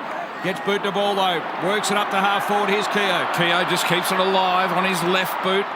Natural left footer to the direction of Lowe. And Wren gets up in front, takes the mark. He had Pittman and Wren to beat, to be fair. He's the best ruck. Sorry, Ditz, best ruckman I played with on that back play. Rennie, he was so good at taking marks back in the defensive end. Rennie to the middle of the ground. Comments from Tyson Edwards. Harvey kicks them forward again. Can you believe it? Out on the lead, Serakowski pulls over a blade of grass. Keep your feet, love. Gee, he was just coming back having taken the mark and he tripped over. Serakowski, long way from goal. And he shanks this one. Or was it deliberate? Keogh on his own, maybe. Connell comes in and steals the footy and kicks it to the boundary line. Would be deliberate in this day and age. Correct. They'll throw it in. Yeah, they've had their chances, the Saints. Yeah. Adelaide hanging tough, a 9-point lead on the Triple M RAA scoreboard. RAA and Shaw with the locals today. Look at that one through the hands of Keogh on the Harvey Norman replay. Saints, they go forward again. It's a long ball. Serakowski couldn't drag it in. Second attempt. Caven. Have a look at him go. Bouncing from halfback. Couple of running bounces. This is over the one. top ball. What's the one? Costa. Kimmy on the left. Oh, no. Costa. Here he is, Kimmy. Left foot. Over the top, John. In all sorts of space. He had meters on Shanahan. He can't even kick on his right, let alone his left. Well, Malcolm Bligh had a team rule. You do not sledge your opposition player when you're on top a bit. Yeah. That was the number 1 rule. And the only time I spoke to Shanahan on the day was after this, and I said, "You're stiff." And he said, "Why is that?" And I said, "Well, that's the first time Kimmy Costa's ever hit someone on the left." As Jarman comes in, puts it through the middle, he's got 3. And the Crows push the margin back out to 15. Triple M RAA scoreboard. And Adelaide, they lead this. The 97 grand final. I remember I get texts every now and again from Kimmy Costa. Instead of signing off Kimmy or whatever, he signs off the best left footer in the business. You're going to love Kimmy Costa. Have a look at this kick. That's stiff, Shannon. And to do that with legs that are so bumped. For McDonald's and Ream, hot water, Triple M rocks football. 13-11 plays 10-14. Crows lead it. They come out of the middle. McLeod to Johnson. The 2 youngsters combine again. Oh, this on his time own. Shanahan plays in front. No D. Jarman to be seen this time. He's out on his lonesome. There's no 6-6-6 back then. You can have less in your forward line or more in your back line, whatever you wanted. Come from one half back to the other. Harvey takes another mark, finds Peckett. Justin Peckett kicks long. Pack with Lowe in front. Wakeland at ground level. Coming through hard. Rintoul.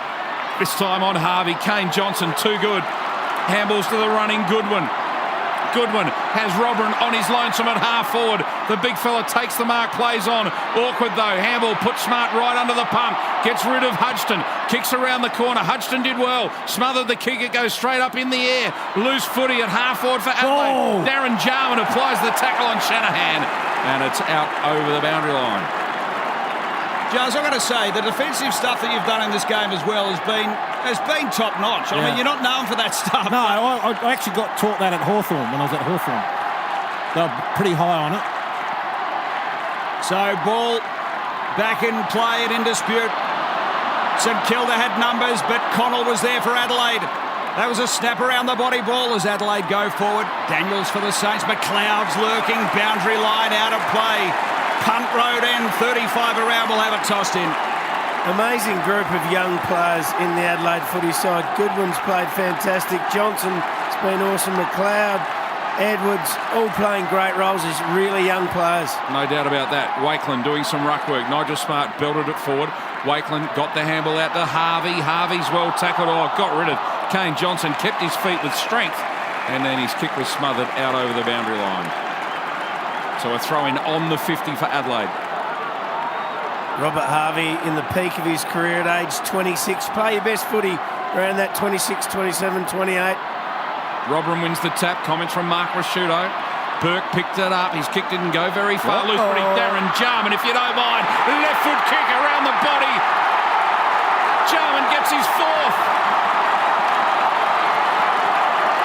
Crows are in control midway through the final term.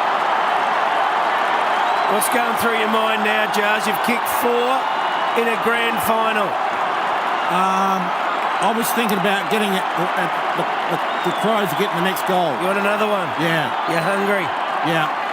We're all hungry. I saw Kane Johnson wanted the handball over the top. Said, no, I'm going for a shot here. Sorry, sucker. I felt like Kevin Bartlett. For McDonald's and Ream Hot Water. Triple M rocks the 97 grand final. We're back in the middle. Adelaide really starting to put a bit of a gap on the Saints. Here's Hart through centre wing. Just past the logo. Tell you what, it's one of the biggest logos you'll see. We haven't seen that for years. Harvey, he's had a big game. Burke, big chase from, is that Costa from behind? Yep. Ground level ball, nice pick up McLeod. He's floating everywhere, Macca. Got it to James. Not a bad kick. Finds Betty Hart, centre wing.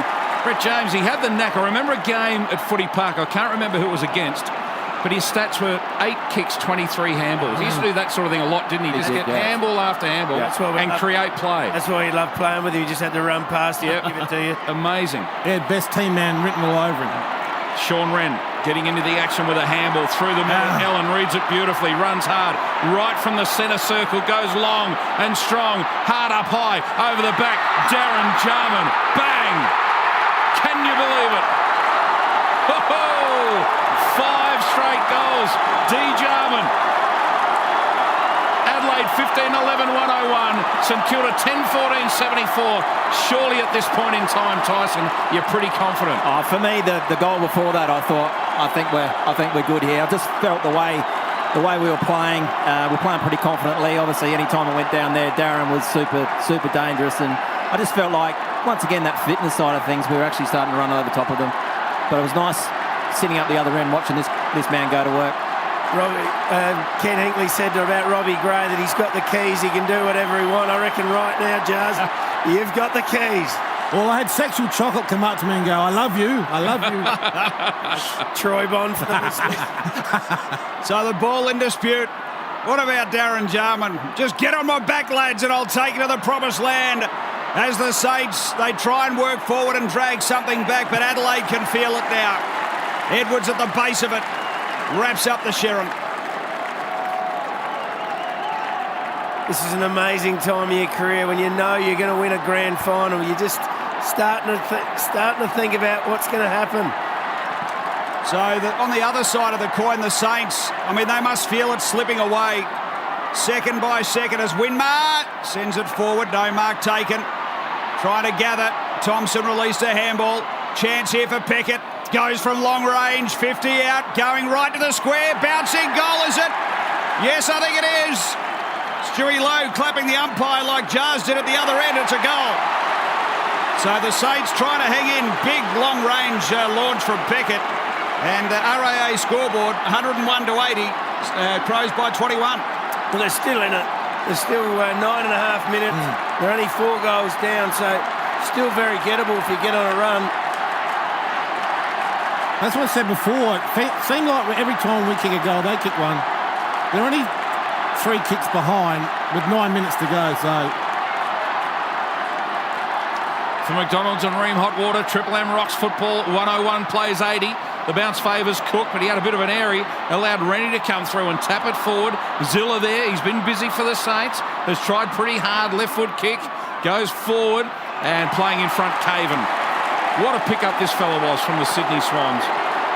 No, free kick. Didn't see what that was for, but Keogh gets the kick. Quick left foot kick inside 50. Oh, brilliant, James, getting back blindly. Turned at the right time, didn't interfere with his opponent. And the ball now goes out of play. Lappin was really in the box seat to take a mark.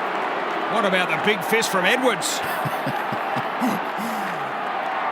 So we'll have it thrown in. City end, left forward pocket. Wren been enormous after half-time. There's Hart with a third man up at the contest. Wren wraps it up.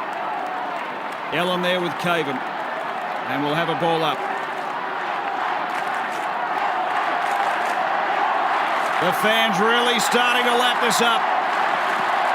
It's a 21-point lead to Adelaide on the RAA scoreboard. They're deep in defence. Look at Johnson. Tried to get a bit of a linking handball. Costa gathered the pick-up. Where's that trusty left boot of his? There it is. A nice little floater through the middle of the G.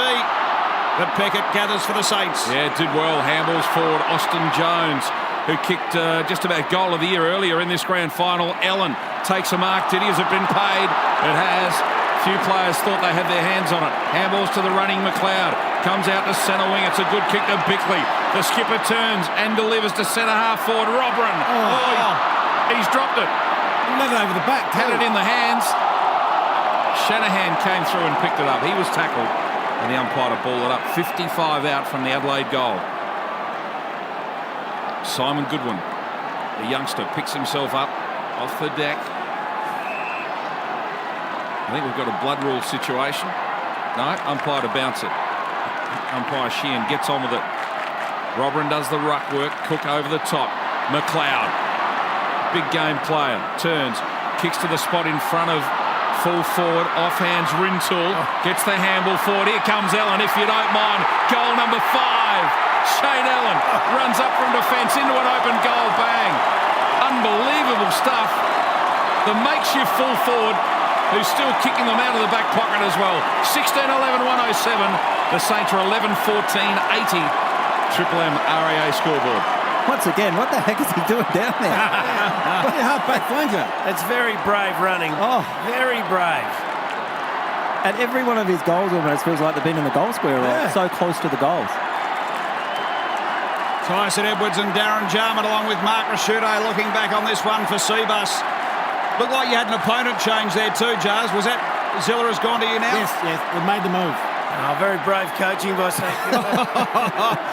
For McDonald's and Ream Hot Water, Triple M rocks the 97 grand final. We're 25 years on. The Saints trying to muster something. Burke to Jones. Kicked an unbelievable goal earlier in the game. And he's won a free kick. Hanging on here against Andrew McLeod. Aussie Jones. Well, hasn't he?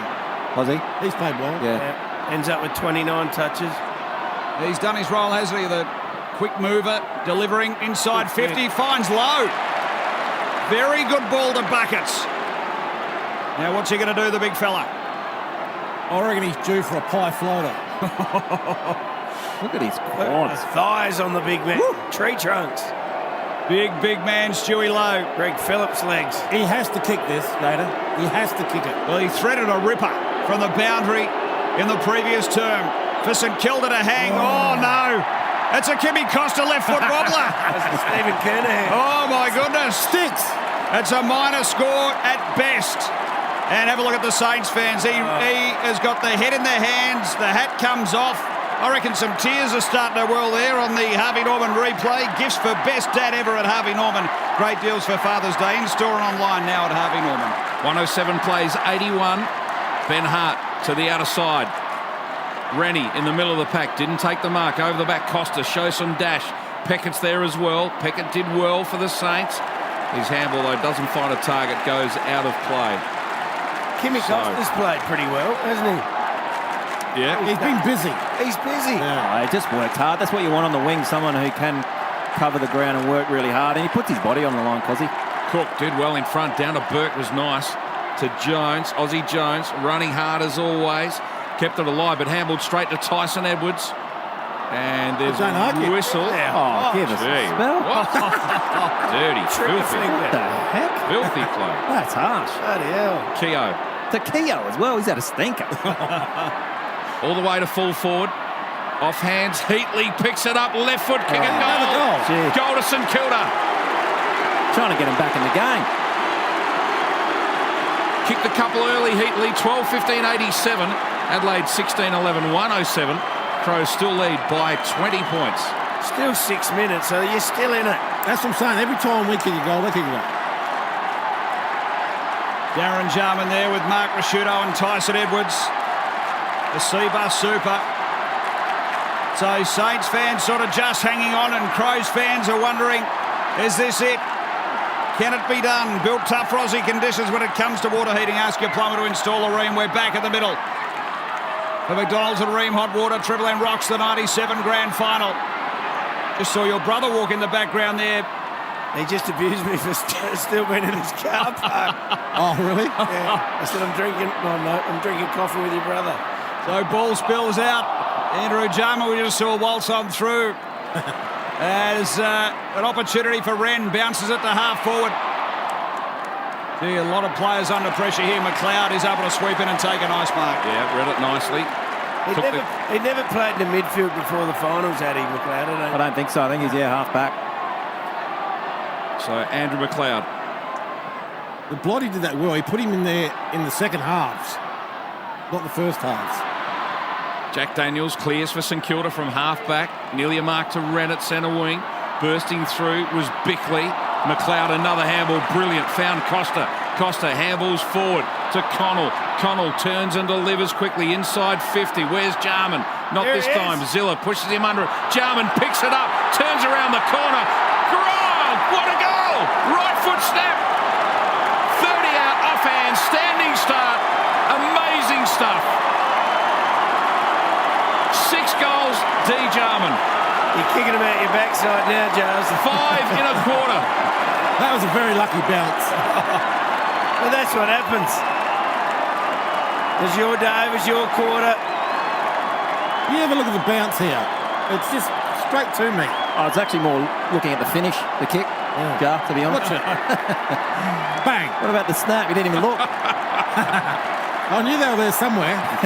And what about the celebration, Jars? Because that style has become really famous on Grand Final Day. The double arms up and the sort of bent over back. It's extraordinary stuff as the Saints go forward. We'll get a bit more on that in a minute. This is a great goal.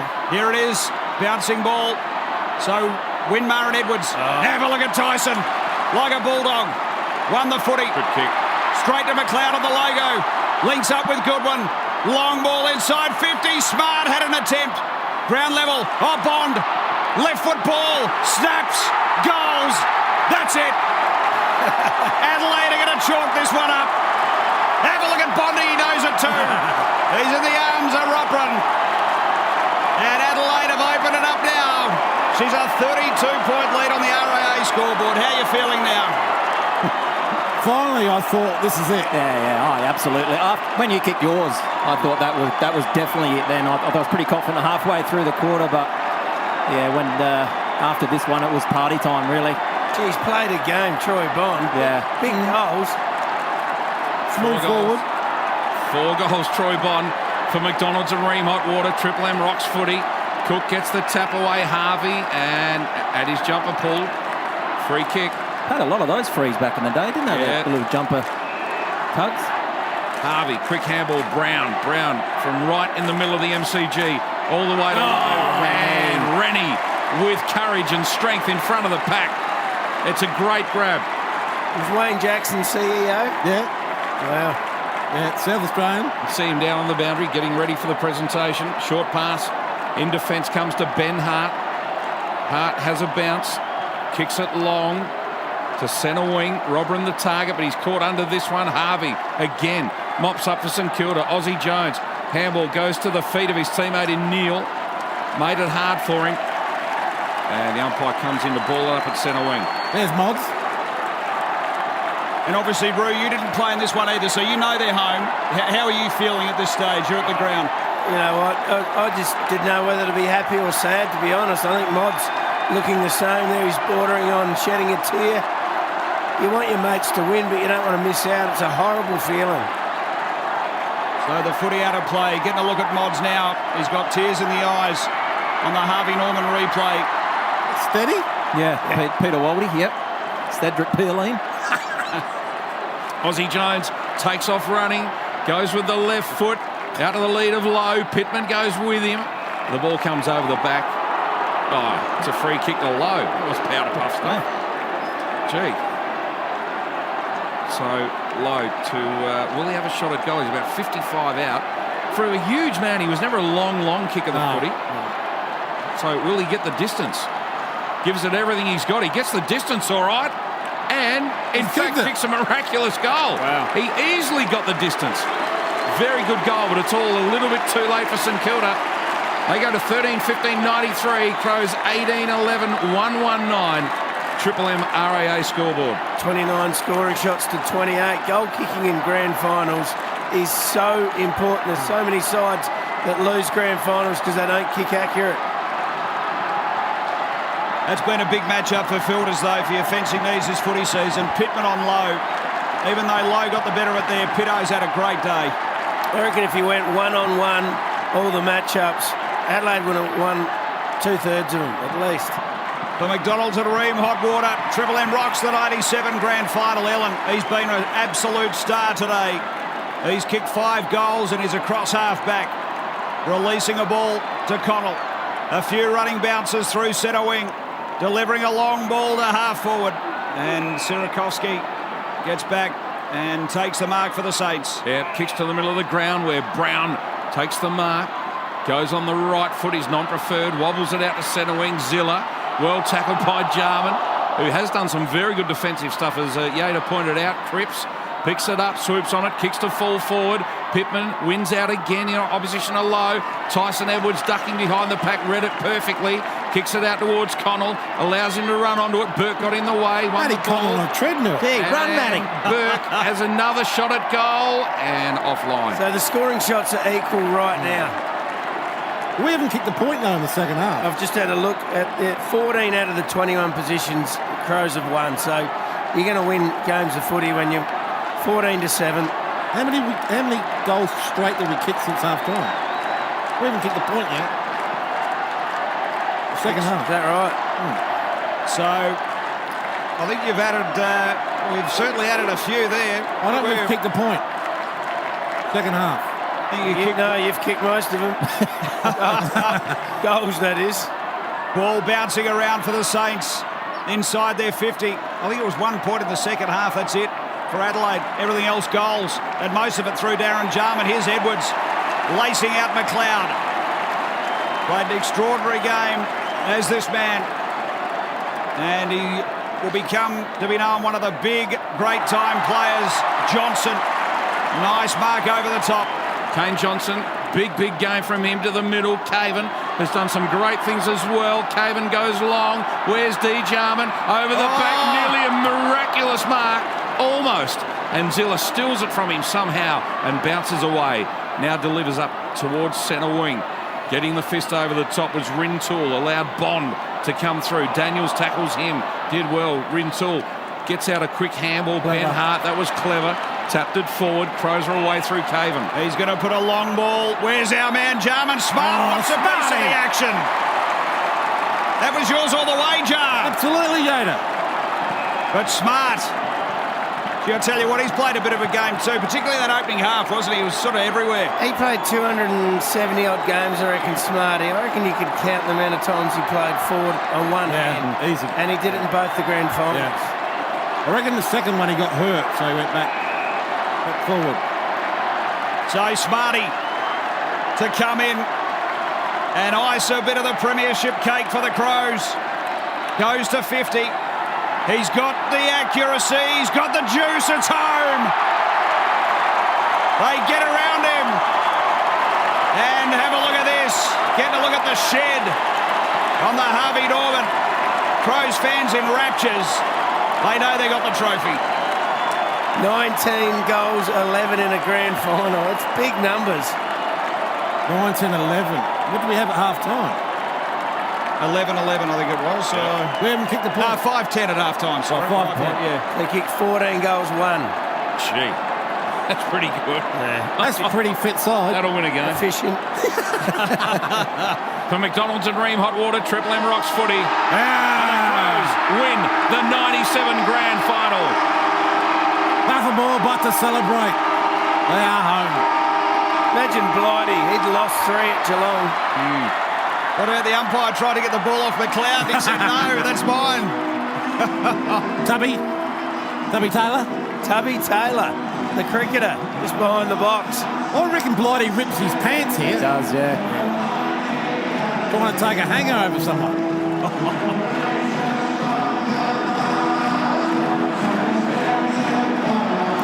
Teammates at North Melbourne, Stan Alves and Malcolm Blight. Yeah.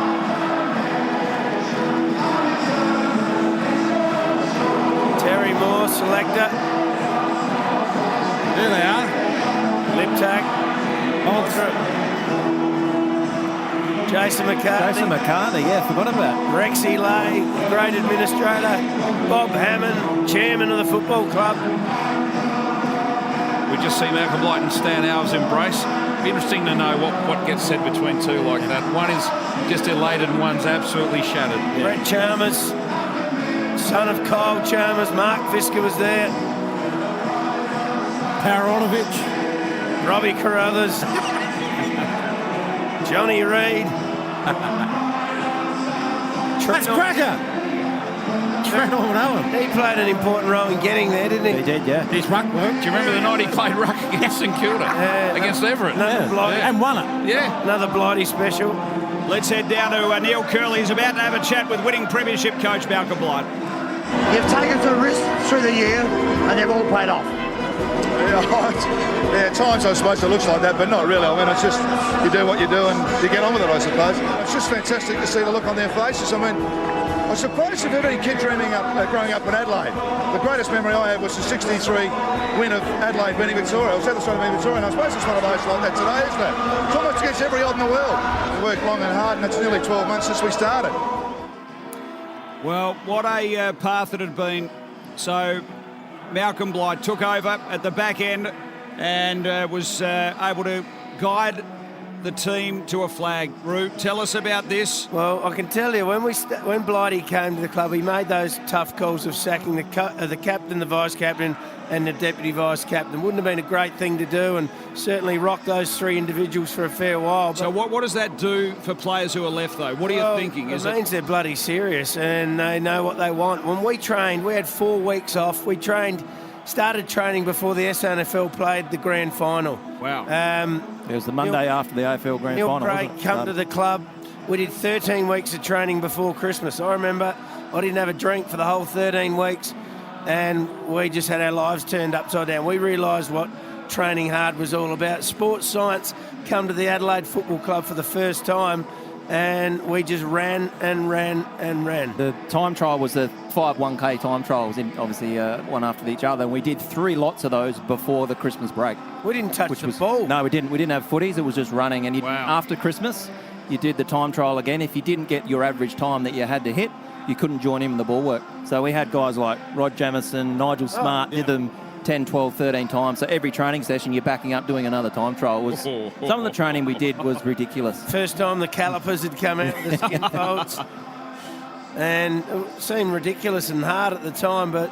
It's obviously what we needed, wasn't it? Like, we needed something like that to give us the confidence and the ability to run over teams. And we spoke about the training before the final started. Like, they took a punt there to train us really hard. When did it turn for you? Because you didn't have a great start to the year, did you? I remember Blighty being pretty aggressive in that Pittman conference, presser. After the first showdown, we lost to Port Adelaide, and he come in and he wrote 18 up on the board, and he said to everyone, what does that mean? And most people didn't know. And I had no idea. I think it was Mark Bickley said there's 18 games to go, and that's what it was. We were 1-3. Yeah. 1 win, 3 losses after the loss in the showdown. Well, it's all been able to take itself to this point, and Darren Jarman, Tyson Edds, you're out on the ground at this particular stage. Premiership celebrations are going on. Can you take us into what it's like in this sort of area? Yeah, well, it's all new. I mean, you've been through one, Jars, with the Hawks win, but for everyone else and our team, it was all new. So you don't really know what to do. We can see here in the vision, where all the the other players that didn't play are there, and you're not sure how they're going to react as well. And I completely understand what Rue's saying. You want the boys to win, but you want to be a part of it as well. So it's a great feeling, and you're just bumping into each other, and and it all goes so quick. Like it's amazing. It's a bit like your wedding day. Just everyone says, try and take it in, but this just goes so quick. You just don't know what's going on. You're just happy and just excited because you don't know what you're going to do for the next day, week or month. You've just lived your dream and you don't know what's about to happen, really. What about when you got back to Adelaide? Did you understand what was unfolding here at the time? Because it was extraordinary stuff that happened back here during that win. Oh, we were hearing whispers and things that were going on, and all the partying going, and we wanted to get back amongst it and join in with the Adelaide fans, but had no idea really. As Bruce said, it's all new to us, and you're just trying to enjoy the moment as much as you could. After the big days like Wavell Showgrounds and those sorts of things, how many weeks do you reckon you kept catching up? And it's got to run out at some stage, doesn't it? Well, I think it was the first week we had pretty much everything organised for that whole week, and that was really busy. And then the second week you start to run out of a bit of juice again. But all right, we're just about to head down. Andrew McLeod is the Norm Smith medalist, and. Do we hear from Bungie here? I think we might, as we head to the presentations and the medal ceremony coming up here. Andrew McLeod, the Norm Smith medalist, arm raised, and is about to move to the microphone. No, he steps down. What a game he played. Extraordinary stuff. Let's stick with Craig Willis. Hall of Fame legend, former Carlton champion, and no stranger to the premiership players. Big John Nichols to present the Daddies lead player of the winning team. Big John Nichols. Came over here and coached Glenelg at one stage. Because he was a legend of the AFL. Yep. It's starting to rain. Starting with number 3, Darren Jarman. Yes. Have a look at this man. 6 goals, 5 in the last quarter. What's this moment like, Jazz? Yeah, pretty special. Once you get that medal around your neck, you don't want to take it off for a few weeks. Here we're whipping through him. Kimmy Costa's received his. Here's Nigel Smart. I reckon it's nearly my favourite photo in football. Going up there and putting the medal around your neck and standing up and getting a photo taken. That's an unbelievable moment, isn't it? Number 10, Matthew Robin. We had a photo after this game. It was just the players. Everyone left. There was probably one light left on the MCG. As we went out in the middle and had a team photo. I've still got it at home. Yeah, we're still wearing our suits and stuff. It's amazing. And I reckon that was the start of a trend. Once we did that, most of the other side started to do it. Yeah, there was no one else in the ground. It was just some of the cleaners you could hear doing their bit. Yeah. Wow. And it was really special. Everyone was out there. It was a really special moment. Now they have concerts. But to have it so quiet, that's the thing after the game. It was so loud here on game day, as we all know, but it was just so quiet, just us out in the ground. It was a really weird feeling. Troy Bond, 4 goals. Aaron Keating coming up. He was important when Rennie got taken off. He was important. That was the spell Rennie needed, I reckon. Yeah. Because he rucked the whole second half on his own. As Bruce said during the call, he had no rotations. It's an extraordinary feat. Here's one of the reasons. Clay Sampson, he was injured early in that quarter with Rod Jamison. Number 28, Kane Johnson. How's this guy, 19-year-old, and he goes back-to-back. You get 2 flags at the age of 20. Number 34, Ben Hart. Superstar Benny Hart.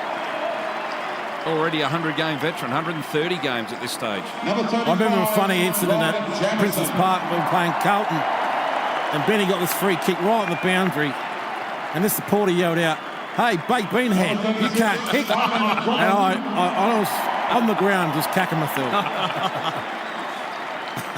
What a legend. Simon Goodwin. He's got a cold sore and he hasn't even started. No pass rush. Chatty, he responded after the spray. Played well on third term. He's had a couple of big grand finals, Caver. Yeah. Yeah, the next year's not bad, eh? Carey. Number 52, Sean Ray. What a second half. Huge second half. Another one that could cop a spray and respond. Now let's welcome the coach, Malcolm Block. The Messiah. And now number 26, let's give Mark McLean.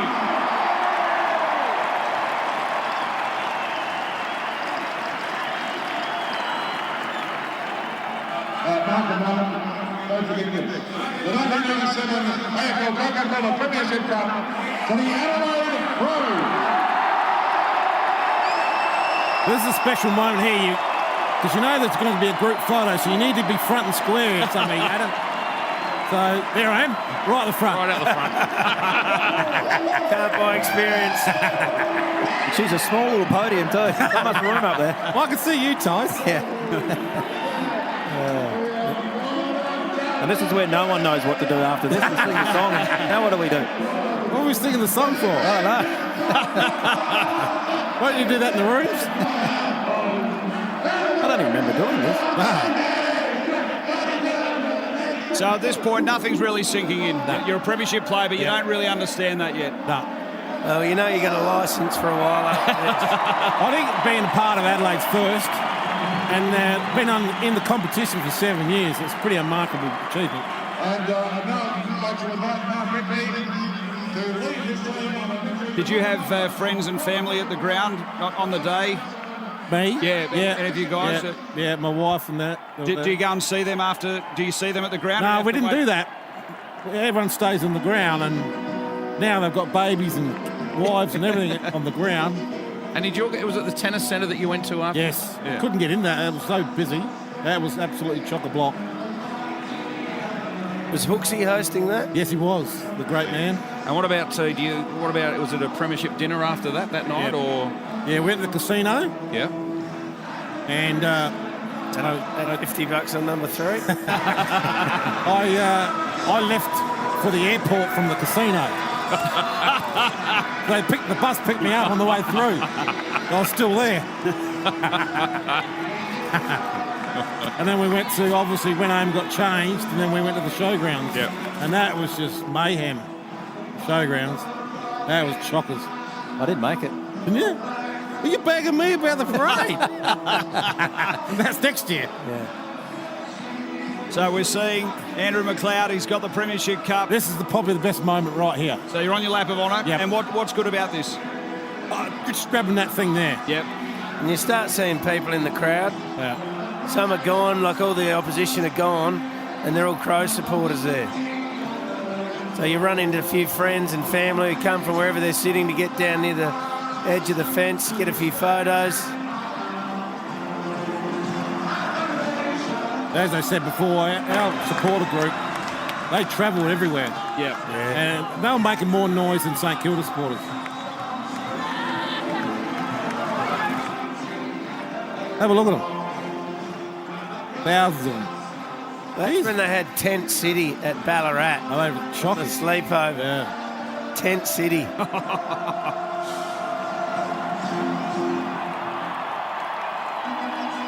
Phil's gone for another interview. Knuckles Back to Keely, back. earning his money. Oh, who's that bloke in the background? So a big win. Adelaide's inaugural premiership. Urge. There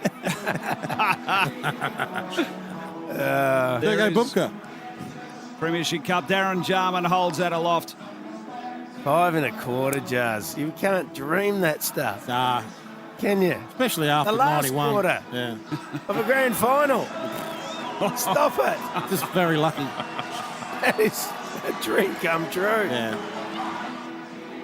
So how do you reflect, boys? Back on this one. We're 25 years in. I know you've caught up and had your premiership reunions, but Gone quick. gee, time goes quick, doesn't it? Yeah. So what does it all mean? It makes you look old watching it, but I think, as Jar said, the first one, being a part of that and involved in the whole thing is really special.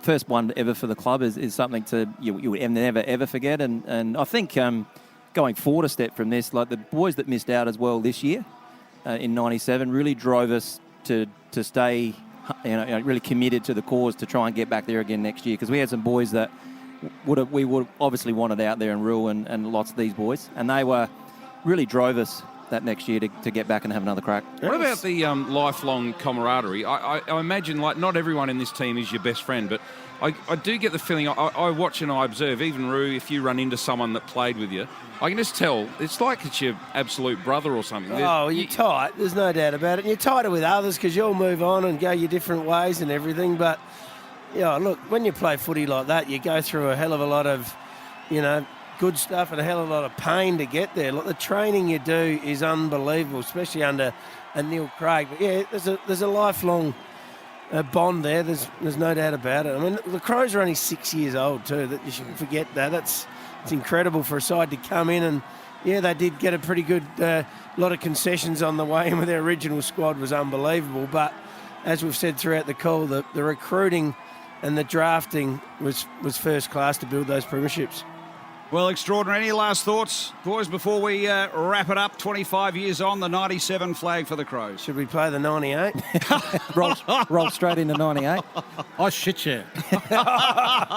Straight to the last quarter. There he is, Darren Jarman. What a star he was, boys. Great stuff. Great to relive it. Thanks, really, mate. really good stuff. Thanks for having us. Great to hear Well it from done. your point Thanks of for view. being a part of it. Catch a big feed this game day with the quarter pounder range only at Macca's. It was Adelaide home, the 97 premiers. Adelaide win it for McDonald's and Ream Hot Water. Triple M rocks the 97 grand final. For McDonald's and Ream Hot Water, Triple M rocks the 1997 grand final. So there's nothing left now but to celebrate.